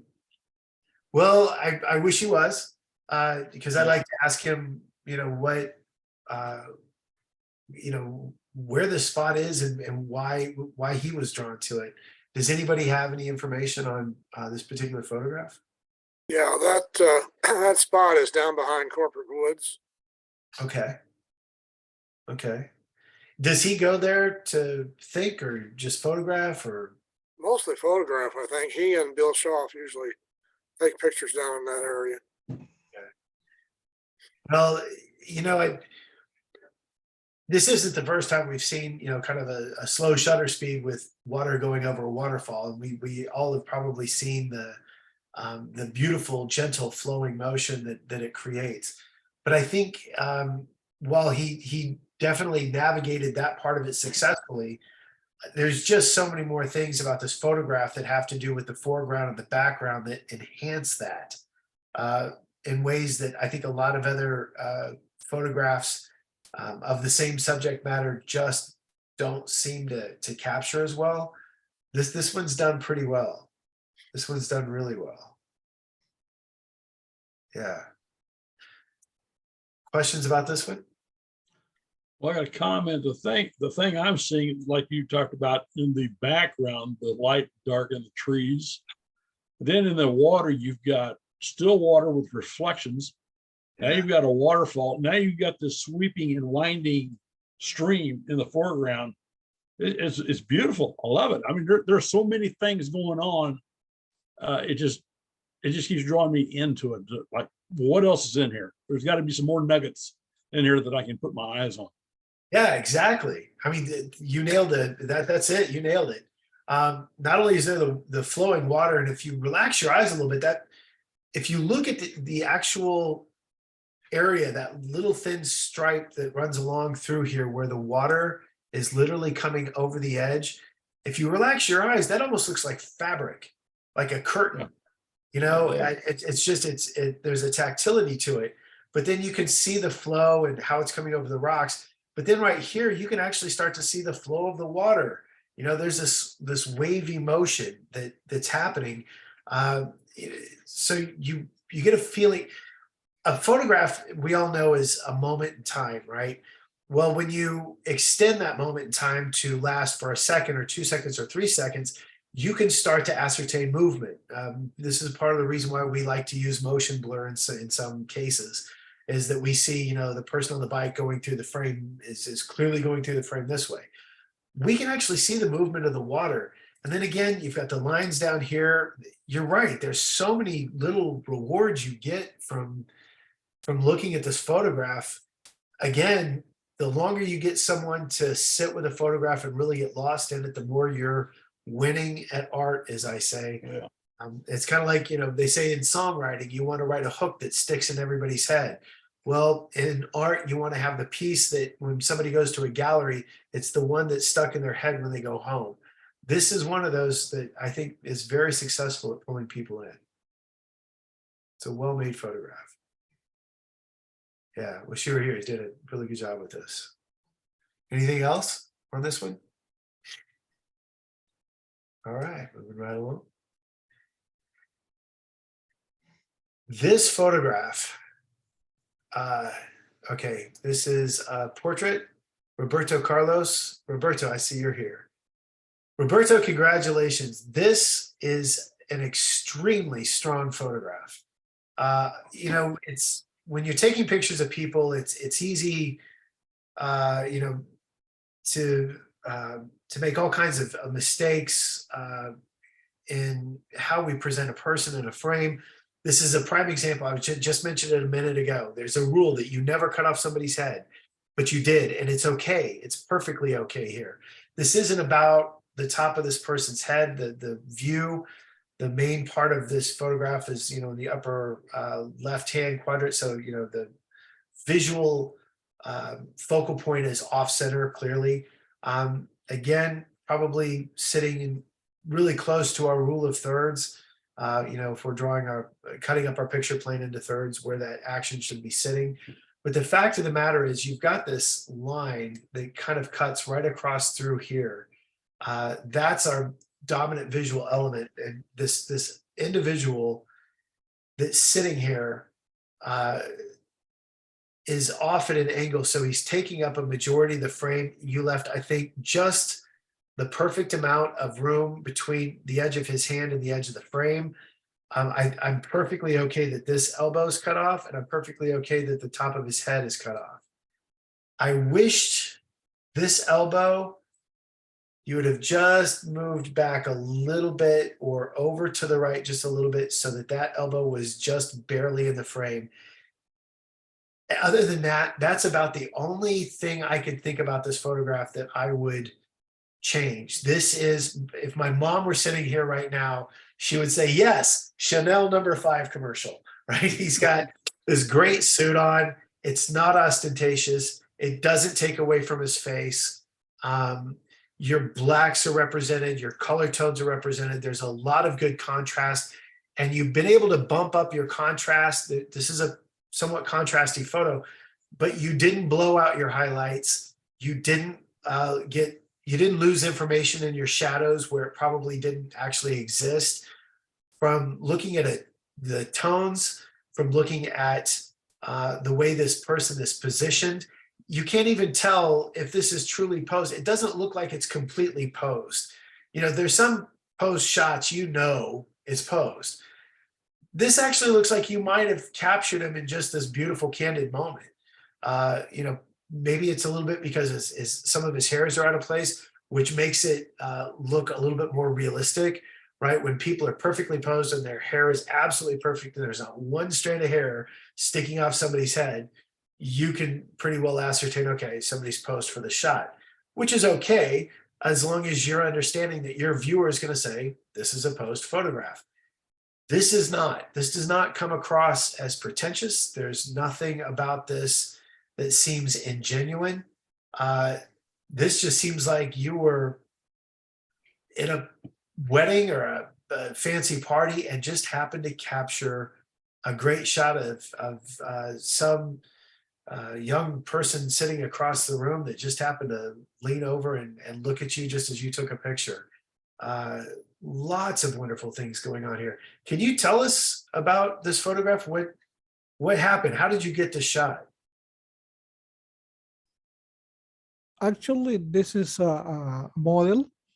I photographed this guy, and I let it pose like that. I told him to smile, right? And then I just crop the image using the rule of thumb. So yeah, he was so nervous a moment. I told him to do this one, to do another one. So magically this guy came like this. So I chose this picture to put in black and white and crop the crop that I did. Okay. Yeah. this is a perfect image for black and white. This is a prime example of an image that, not that there was probably a lot of color in this image to begin with, but it really benefits from black and white. His eyes pop off, his face pops off the page, his face and his hand, you know, and his shirt really, like, again, these more white elements that really stand out against the very gray background and the very blackness of his suit, being again off center on the left hand side, weighted on the left and a little high. I using a flash umbrella as a soapbox for this picture, right? Like It's in his 40, eye. 45. Yes, it's a Yeah. flash. It's a soapbox. Yeah. Yeah, you can see that in the eye. And then the side in the right side we have a reflector. Well, it looks like, I mean, realistically, I'm looking at this reflection here. Did you have a second light, fill light? Yeah, I use the reflector on the side. Yeah, that's great choice. Great choice. Your key light, which is, you know, obviously here, it's coming from the upper left-hand side. We can start to see the Mhm. shadow right here on the side of his face. So we know that that's where your key light is. Mm, But, you know, with an umbrella light, you don't have to worry about this so much. The reflector was a great choice because I think if you had had a fill light, you would have filled in those shadows too much. But you did fill in the shadows. Even with an umbrella light, you're still going to get some harsher shadows over here on that jawline. But you can see right here, there's just a hint of a highlight underneath the jaw. And that gives three-dimensionality to it. His jaw is now jutting out from below. The way that you situated the reflector to just fill in those shadows just enough, well done. I mean, just well Thank done. you. I Thank you. teach whole classes on how to pose people and, you know, get that fill light in there to bring the shadows in so that you create depth between your subject and the background. I don't know that it would have done any good, but, you know, in a standard 4-point lighting setup, actually, I wouldn't have even suggested that. In a standard 3-point lighting, you've got your key light, which we've talked about. You've got your fill light, which is where your reflector is. And then there's typically a backlight, which would be behind the subject. And what it does is right along the edge of the arms, you know, right through here, his hair, what it does is it creates a little bit of a halo effect. And what that halo effect does is it brings your subject away from the background. It actually creates a degree of separation. So when I was talking earlier about the contrast between the edge of that leaf and the whiteness and the background of the leaf behind it, and I said, wow, there's just a stark contrast in this beautiful line. That happens with subjects when you put a little bit of a light slightly behind them. But I'm going to be honest, I don't think that would have helped you in this photograph. I feel like your subject stands away from the background enough because he's so black and white and the background is so gray. It just works. I mean, it really does. This is a very strong photograph. Thank you. Very strong photograph. Yeah, good job. Thank you. Hey, Carlos, can I interject something here? Yes, sure. I agree. Very beautiful photograph. Very Thank you, well sir. done. One thing I learned, and maybe you know this too, I've learned this, I learned it by mistake or by accident. And then I had another professional photographer kind of back up my theory. But when I would go to family gatherings or someplace where I was going to shoot people, I would get my telephoto lens and I would get away from the crowd and I would watch. And when I saw someone just being natural, being themselves, and the light was right, I took this photo. I don't like getting up on people to say, okay, here, I'm gonna take your picture, because what they're gonna do, they put on what I call a camera face. They pose. Case in point, my mother-in-law, she wanted a portrait done. I had her come over here. I put up studio lights, I put up a backdrop. And when I told her I was gonna take a picture, here's what I got. I mean, it looked like she was rigid. So I had the camera focused. It's on tripod. She was centered. So I got out behind the lens the viewfinder, and I had the release cord in my hand. And so I start talking to her, and she starts conversing. And while we're talking, click. And then she snaps up, "Did you just take my picture?" I said, "Yes, I did." And well, I wasn't ready. I said, "Yeah, it's fine." I did that through a series of shots, and everybody that saw those in the family said those are some of the most beautiful shots of her. I said, it's because it's her. She's natural. She's relaxed. She's not trying to, give me that starch look, or is what I call camera face. But you did a great job here. I don't know if this guy knew you was going to take that photo or not, but very well posed and very good image. I love it. Thank you, sir. Thank you. Yeah, I was trying to make that comment earlier. I can't, it's so perfect that I assumed it was posed, but it's also, he's so casual about, his look on his face. It very well could have been, a candid shot. "Hey, Bill," and Bill turns around and looks at me, click, I could see where it could have been that as well. And you're absolutely right. One of the things that I've done on photo shoots is, especially if I've got my digital camera, I will just press the button and have them get used to the sound of the camera going off so that they're not, because you're right, they freeze up. They try to smile, they try to look good for the camera, and that doesn't always look good. No. All right. Anything else about this one? Okay, moving right along. Got 2 more, looks like. Rough terrain, Bill Schopf. This is another one, kind of like the cactus photograph. There's just so many lines in this.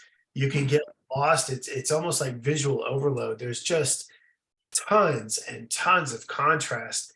I feel like the highlight might have been on these 3, maybe 4 main compositional elements. This yucca plant right here that we see, this piece of brush, and maybe this plant. But I think the reward that's happening for the viewer is the fact that there's just so much detail. If you just get in here, I mean, we're looking at pixels now, but I mean, you can see just the chaos of black and white pixels right next to each other. When you've got that much going on, it's there's a texture to it. It's almost, I feel like there's a limited range of grays, though, and some of them are overpowering the others. I don't know why, but for some reason, this image struck me as a little bit flat because of that. And I don't know that I can actually make a suggestion on exactly how to pull that out. I haven't really brought this up in Photoshop myself to see if I could figure out why. But I think it's just the fact that you've got so much detail between the super white highlights and the blacks that are sitting right next to it, those shadows. Again, it's just texture, but it's just visually, it's a lot. Bill, is Bill here? Can you talk about this? He's not with us this evening. Okay. Yeah. It almost looks like he shot this pretty close to the middle of the day. Yeah. The shadows looks like they're falling right down below the plants. That's exactly right. There's not a lot of sideways shadows. There's not a lot of, and I think that's,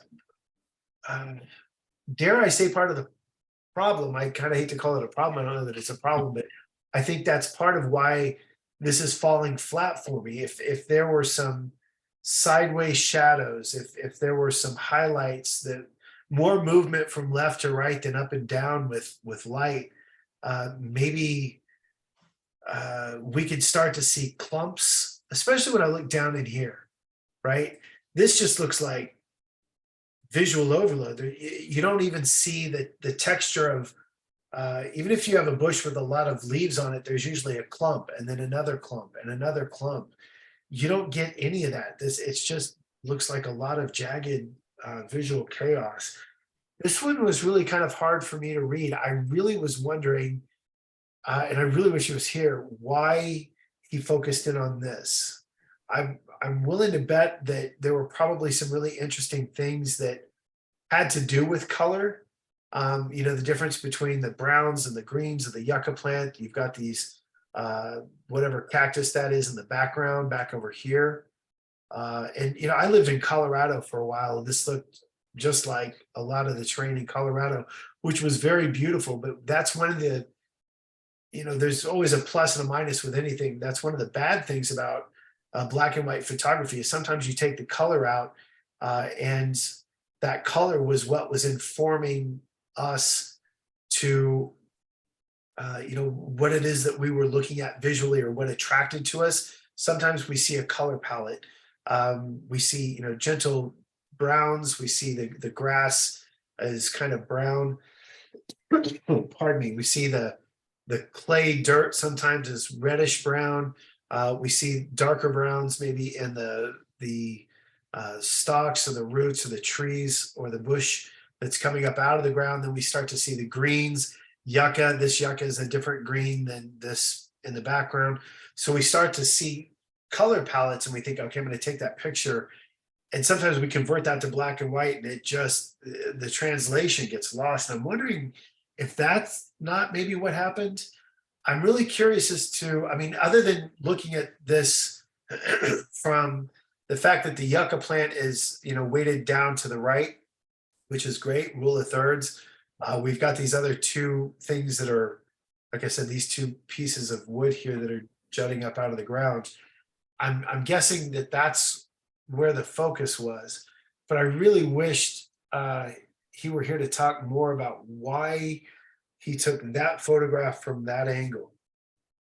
Does anybody have any information on this photo? Okay. Yeah, this was a tough read for me. Like I said, I other than, you know, trying to figure out those lines and talking about lines where the plants are in the composition, you just can't get past the visual overload of just black and white, black and white, black and white. It just, it's almost like these plants are jutting out of static electricity. If you relax your eyes just enough, yeah, maybe you see that. Okay. Any questions or comments about this one? I don't know that I have a whole lot more to say about it. I was hoping to talk to the artist, actually. Okay. So last but not least, this picture is so interesting in a lot of ways. Under the Table by James Schultz. Is James here? Yep. Nice. Okay. One of the questions that I'm going to have for you, and I'm going to give you accolades for it too, is the fact that you turned your camera or you rotated the picture. Somehow we are not, as the viewer, in a comfortable situation where we're looking at something the way we normally would, it being level. Clearly, you know, you've turned the camera, you've twisted it. And because of that, that immediately is going to cause tension.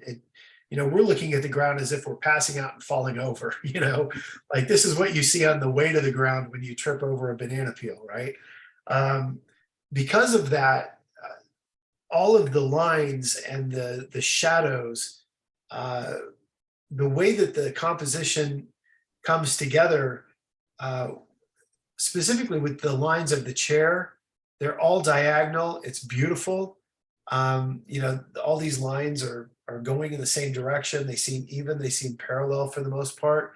And then you've got these shadows that are falling on the ground.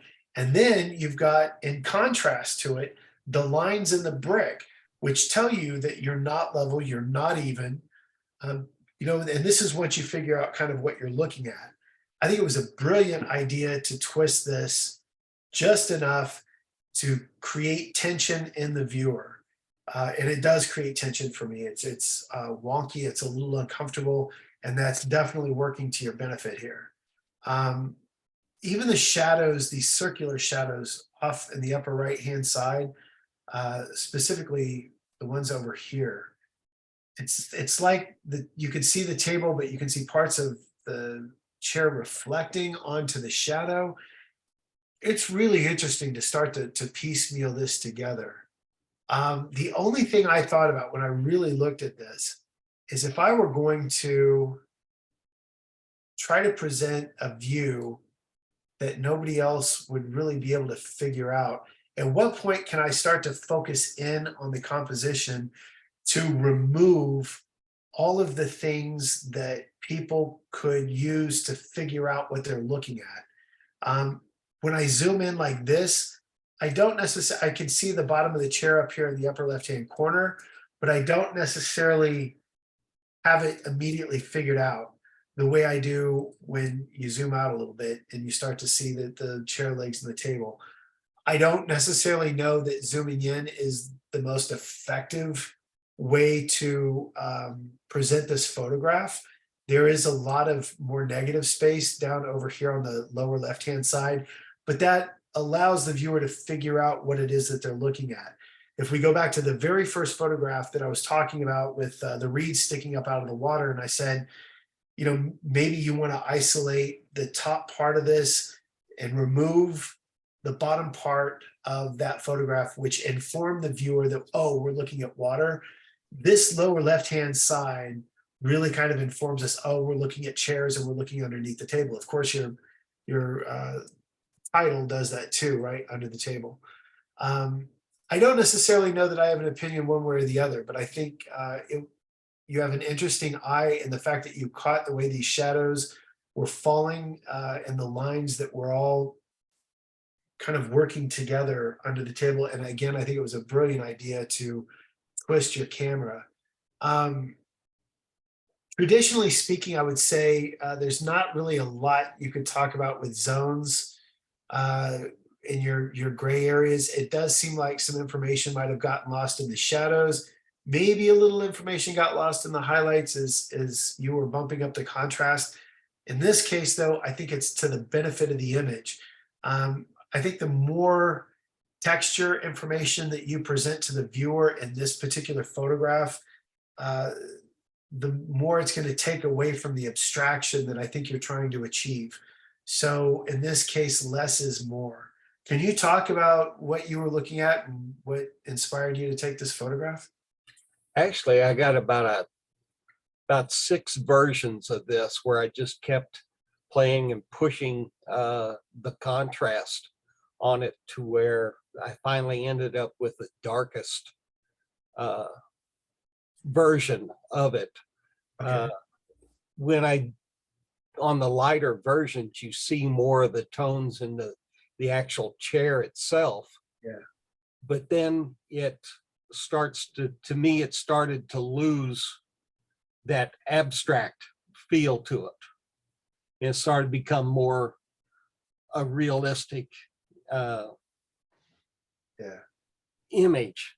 I don't know how to, anyway, this is what I kind of ended up with. This, there was a whole slew of chairs and tables up there that that I just kept photographing. And like, you know, sometimes it was, you know, pretty straightforward, and sometimes with all the curves, like in the lower right-hand corner here, you couldn't get that if you were shooting it straight on, because then you ended up more with just the chair. So there was a lot of different angles that I was shooting it at. Okay. So Yeah, wonderful. That actually kind of referenced what I was just talking about. I think by bumping up the contrast and losing some of that information again informed the viewer at table and chairs, and that takes away from the ability to create the abstraction that people have to now kind of guess what they're looking at. So I think bumping up the contrast was absolutely the right move in this particular photo. Yeah, I agree.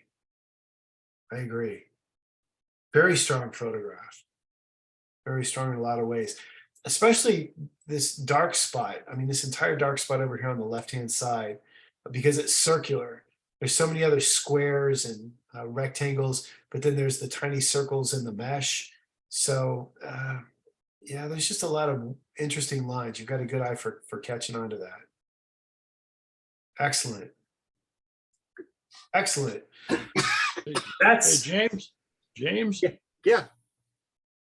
I'm gonna tell you what really gets me on that print are those shadows on the lower right corner. You made mention of them. Those dots or that mesh in that chair Mhm. curve in that those shadows curve with the curvature of that chair. I'd play with that some more. If I was you, I'd be playing with that 6 ways a Sunday to see if I can get a photo of that pattern with that curve and see what you come up with. Because I'm gonna tell you what, if I was looking at this and that's all I saw, I'd have no idea what I was looking at. I'm just saying, Well, what I is got this? a lot of reference material that I could work with here. I was, Yeah. you know, if by getting some of these comments, and stuff that now I'm more intrigued in going back and start looking farther, into some of those images. It might take, some real cropping and so forth and twisting, but maybe even come up with something a little bit even more abstract. Sure. I mean, overall, it's a beautiful photograph, but you look at the cross lines in those patio blocks in that shadow, and they're a hard black line, cross line, but then you've got that really soft curve of that mesh that, my God, that's where I'd want to get in there and play with that thing. I'd want to play with that, see what I could come up with. that is interesting. Anyway, Yeah. It's now that you're talking about it, Calvin, it's even the way the sun's hitting it. It's not even like right here's the edge of the chair, Right. right? And you would think up here would be the other edge, but it seems like this line that's going right through here, the line doesn't necessarily follow exactly in the middle of that bend of the chair. That's just, yeah, there's a lot going. And of course, those circles get lost. They, become more blurred. Yeah, you're right. There's a lot going on just right in here. Oh man, my God, yeah. Yeah. That pattern and that curve even come through in their shadows. That's beautiful. I love it. It is. It is. All right. So I think I've been through all the images, and I think the last thing I was asked to do was to do a first, second, third, and honorable mention. Is that about right? If you want to, yes. Well, I don't have to. It's up to you all. I'll let you. All right. How about this? This portrait, for this category, this portrait was my first place choice. Again, very strong photograph. Just lots of wonderful things that just kind of came together. And I got to tell you, I'm as a professor of photography, we take a picture of a lot of different things, right? We did landscape and abstract subjects. Portraiture is not always necessarily my favorite, but man, when you see a good portrait, you can't deny it. And this is a good one. This is my second choice again, just because of all the things that are happening in this frame. This is a photograph I feel like people can just get lost in, and I'm not the only one, I'm sure, that is going to look at that and think, oh yeah, I can just sit and you can almost hear the water. You can almost feel the breeze. It invites you into it. This, just for its beautiful elegance, is third choice, and it was a tough choice to make this one third. It's right there along with the other photograph. There's a nostalgia to it. I wish I was there at that car show. It's beautifully done. It's beautifully framed. Lots of wonderful stuff going on with that. And this would be my honorable mention for all the same reasons we just discussed. There's just a lot of interesting visual elements that are happening there. If I go back into the assigned category, this is my first choice. It just looks like a painting from the modern era. It really, even once you figure out what it is that you're looking at, it doesn't take much effort to suspend that disbelief and say, well, what if I'm just looking at marks on a chalkboard, or, you know, something like that, or, you know, some kid marked up a paper. It's really easy to try to look at this and decipher it like it's an alien language floating in the air. Really interesting. This was my second choice. And again, because honestly, because I didn't figure it out. It's not like this image is overly complicated. It is somewhat of a quick read, but the depth of the hands, I just can't get over. It's like something has been touched over and over and over. And that makes me wonder what it is that's so important, what the hand references are all about. There's a mystery here that you can't solve just by looking at it. And that means it's going to stick with you, and definitely stuck with me. This was almost tied for second, and I'm going to be honest, it's because there is a little bit of an erotic feel to this. I think once you see it, you kind of can't get past it. I think there's a lot of people that is going to see that. It's also a beautiful and a very elegant photograph in that kind of Chanel No. 5 commercial. And this would be my honorable mention from that. This is a beautiful photograph on so many levels. That leaf it looks like a painting. It looks like a black and white painting. So that's it for me. Thanks. Thank you very much, Aaron. Sounds good. Appreciate it. Sure. Good job. Congratulations, everybody. Hey, Aaron, Yeah. which is the best email to get a hold of you? Was it the last one you sent me, or? Yes, the Gmail account is, and I apologize. I know I'm a hard person to get a hold of sometime, but you're going to pick the worst time, and that's my fault. I have a domain, aarons.com, and I've been switching it from one web host to a different one. And Sure. when you do that, you have to get your email set up, and I've been stuck with my email address there forever. The problem with my Johnson County account is that they really are aggressive at filtering out things that don't come from within Johnson County's system. Right. So the aaronkelly@gmail.com is something I check year round. It doesn't go away. It's always there and always going to be inviting, and also are also going to let me know that I've got new email. Also, my number has not changed forever. I'm generally Okay. good at getting text messages, and I'm more than happy to share that with everybody here. Let me get into the, hang on a second.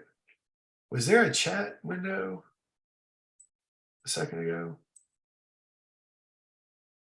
I thought I saw a chat window. Let's stop sharing my screen here.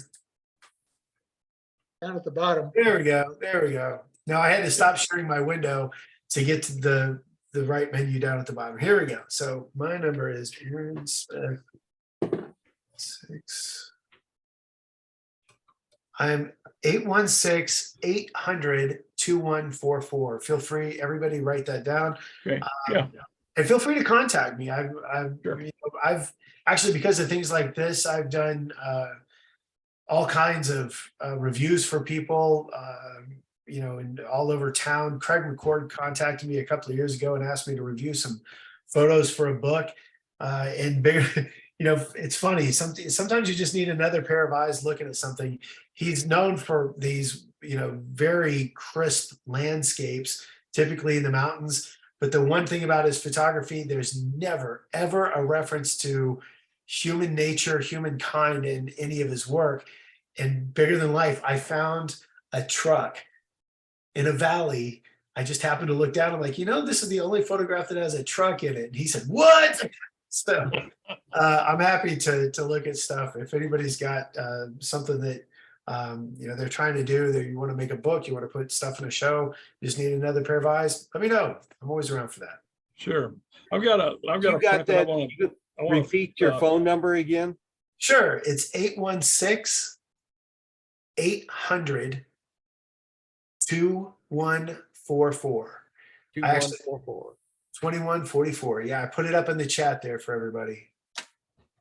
last year when you did this for us, I wanted to ask you a little bit about some of the classes that you are teaching. Yeah. And whether or not there is a progression. Do you have to start out with an intro class, and what are the prerequisites that you have to have?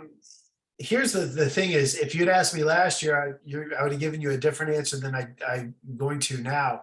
I had a non-traditional student come to me. It was a man, he's probably my age, 50s, 60s, and came to me, and he just wanted to take a 4x5 class. He clearly had a ton of knowledge about, the dark room, and he had everything he needed.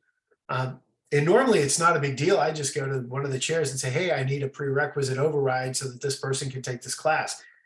Somehow that became a big stink. And I don't know why that happened the way it did.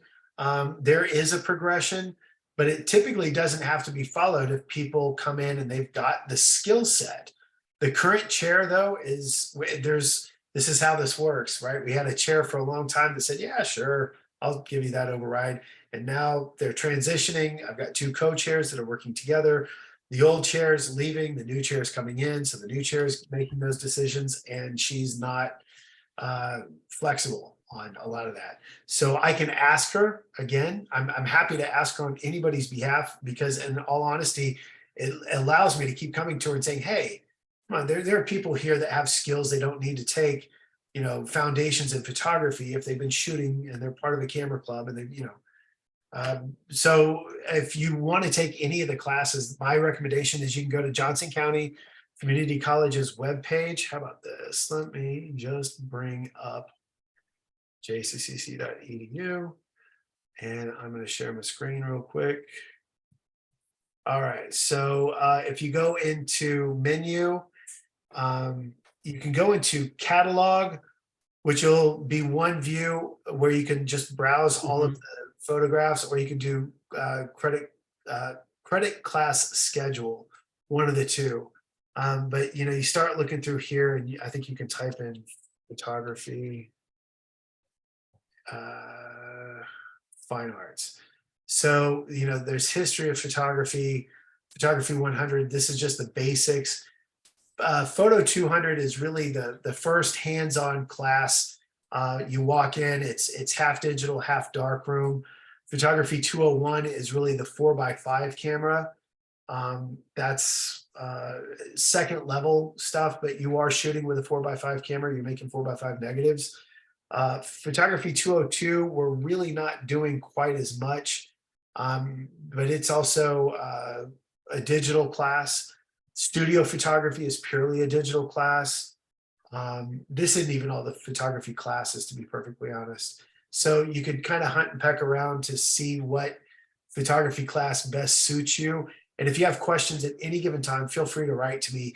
Just if you're going to write to me from outside of Johnson County, then send that email to, I'm going to stop sharing this again and get back into the chat and type in my Gmail account that I just put in the chat as well. It's aaronkelly@gmail.com. Feel free to just call me or shoot me a text. Actually, the thing to do is shoot me a text, and I can either answer the question via text or schedule a quick phone call. That's never difficult. So, I might say, hey, I've got 5 minutes or 10 minutes coming up this afternoon, if you've got a chance to talk about it. But yeah, I'd be happy to tell you about all of our classes. We've got a lot of them, and they're all in photography, and they are all across the board. Digital, darkroom, experimental processes, tintypes, cyanotypes. We do it all. Last year, Kathy Moffett and I had exchanged some conversation where she said that there was some possibilities in some of the classes to just audit. Yes, that is true too. And you can audit classes, and that's a great way to kind of hopefully skirt the prerequisites and say, hey, I'm not trying to get a grade here. I don't need college credit. I just want to sit in on the class and learn. So in that case, I still think the nice thing about Johnson County Community College, and I'll just throw this out. I taught at the University of Colorado. I got my degree from there. I went to Maine College of Art and Design on the East Coast. If I took all of the fine arts departments and all of the resources in all of the fine arts departments in all of the schools I ever went to and put them together, it would not compare to what Johnson County has. What they give to their students and what is available to you all is unfathomable. People can walk in and use, we've got several Epson 7000 printers. You can print 24 inches wide by 100 feet long all day long and twice on Sunday for next to nothing. All you have to pay for is your paper. They pay for the ink. That's the expensive part, right? We've got a 9000. You can print 44 inches wide by 100 feet long if you want. They're still paying for the ink.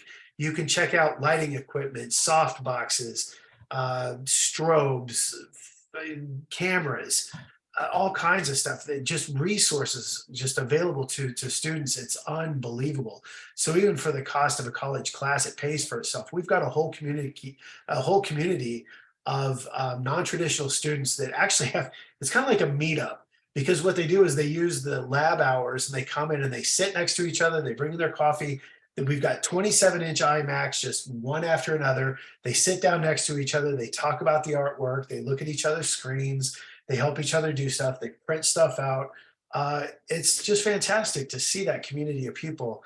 But it's also wonderful to see people being able to sign up for a class and get so much more out of the class than they would have at any other college. You know, like I said, when you go in and you make a 44 by 60 print, how much would that cost you at FedEx or Chico? You know what I'm saying? Like that's the price of the class, you know? So, and knowing that if you buy a paper roll, you can do that all day long. Yeah, it's a good deal. I mean, it really truly is. And I'm not trying to be an advocate for the place where I work. It just genuinely, I would give that advice to anybody. It's a good deal. Maybe in order to maybe get some of the prerequisite out of the way, would they accept credits from like KU?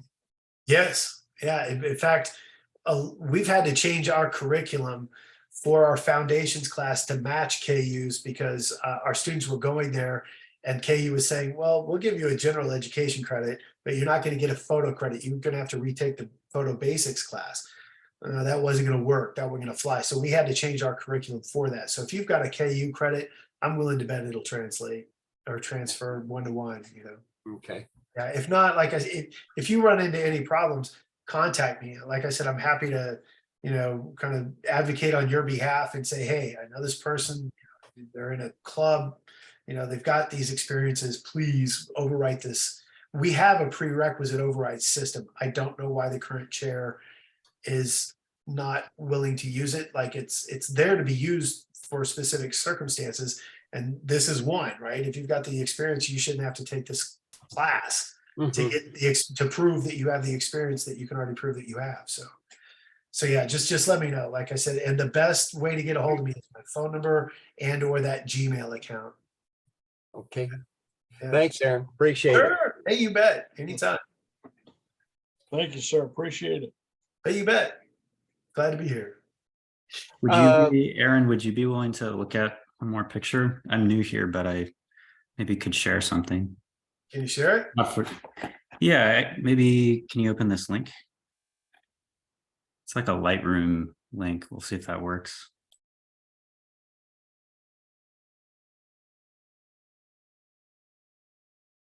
Is this it? Yep. All right.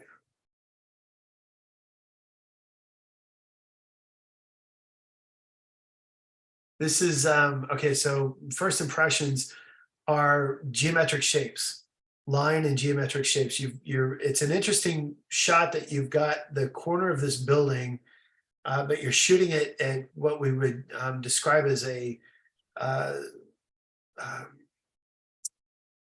2-point perspective angle.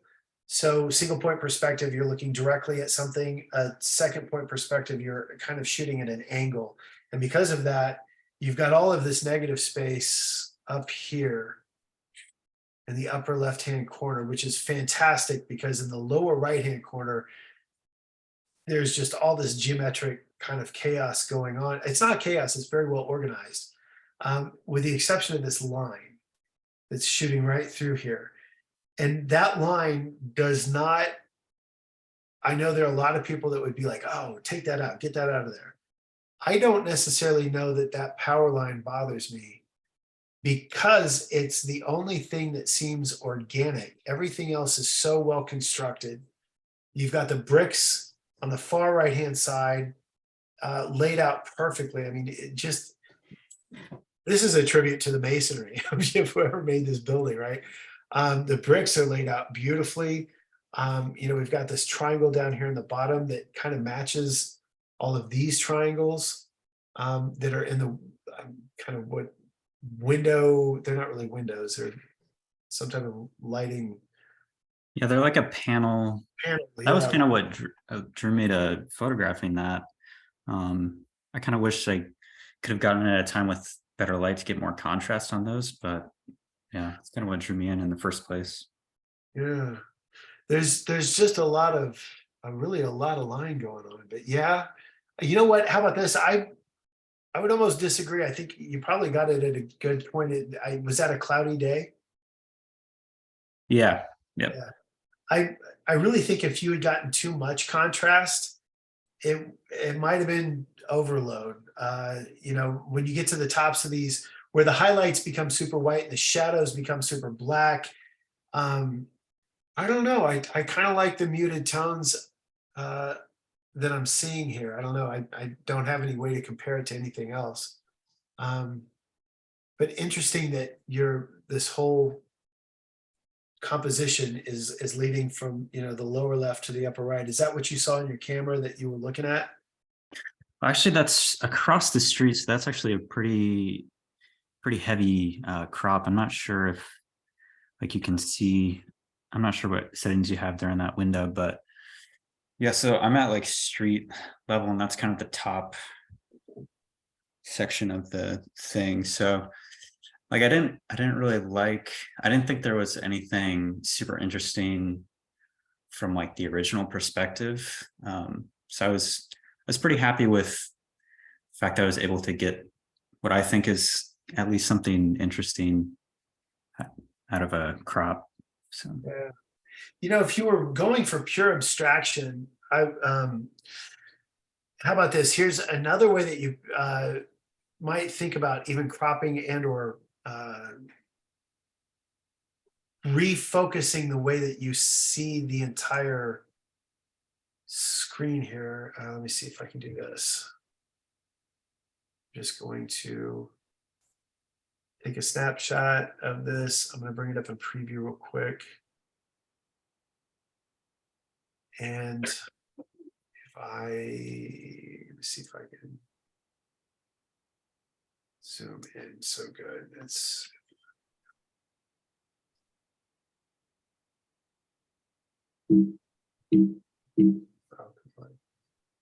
I can send like a actual file too if you no, want.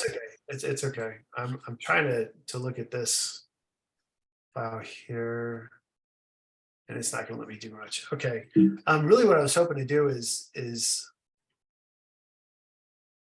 not going to let me do it. I really wanted to just Control Z.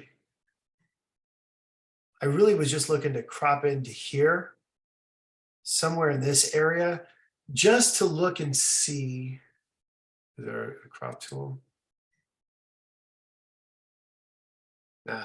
Anyway, I was looking to see what it might look like if we could just isolate that with a little bit of sky and a lot of these types of motion. There are lots of lines inside these tiles.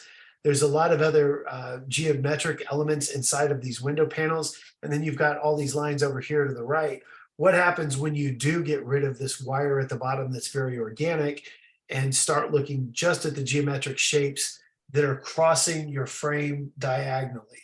I think that's an interesting look, but if you've already super cropped in for this, you're gonna be super cropping in for, you know, what I'm suggesting here. But there's a lot of geometry going on, and I think you could probably make this a little bit more challenging for the viewer. I mean, the second I pulled it up, I knew I was looking at a building, right? And that there's nothing wrong with that because the building is interesting in and of itself. So you're really kind of highlighting the architecture, I hate to say it, of somebody else's work. But what if you cut into that building and you get close enough that people don't know immediately what they're looking at? Do they get more involved in trying to figure it out? Are they trying to dissect those shapes? I don't know. I think there could be some more mystery if you crop the wire out, but I'm not necessarily opposed to the wire being there either. Yeah. So That makes sense. there's two different ways of looking at it. Thanks. Sure. Anything else? No, that's all right. Okay, cool. I'll turn it back over to you, Calvin. All righty. Say, Tyler, we haven't met for what is your last name? Lubke, Can you spell that for me? Lubke. Okay. And give me your email address, please. Okay, I'll type it in the chat too, but it's tyler.lubke@gmail.com. Tyler. Lubke. Yep. Right? Mhm. Lubke @gmail.com. at Gmail. Okay. Calvin, I can send it to you as well. He Okay. emailed me earlier, and I neglected to send him a response back until just a little while ago. So that was my fault. I Okay. apologize, Tyler. Okay, no, that's fine.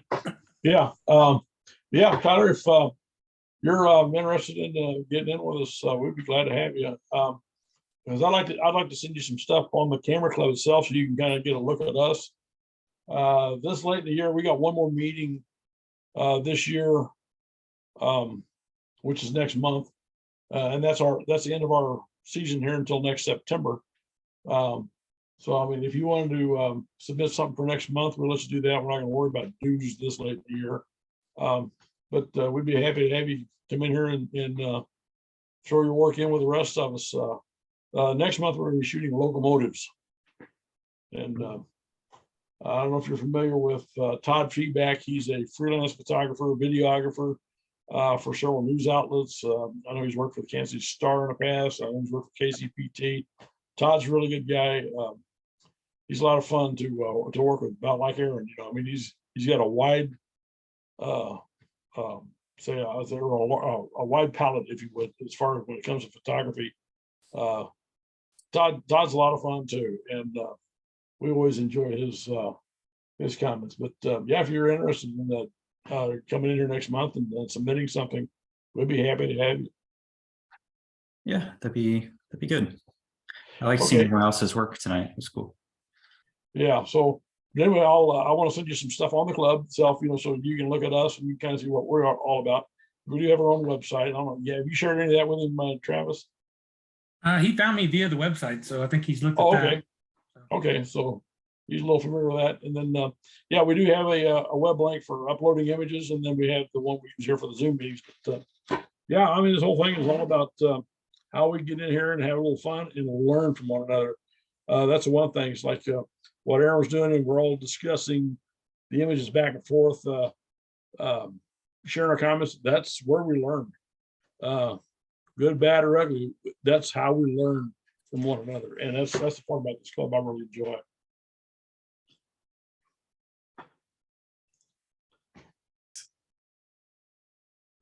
Aaron, I got one print I'm going to send you.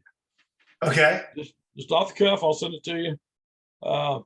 And don't spend a lot of time on it, but I'm gonna send you one. And I just want to see what I just want your response when you first look at it. Sure.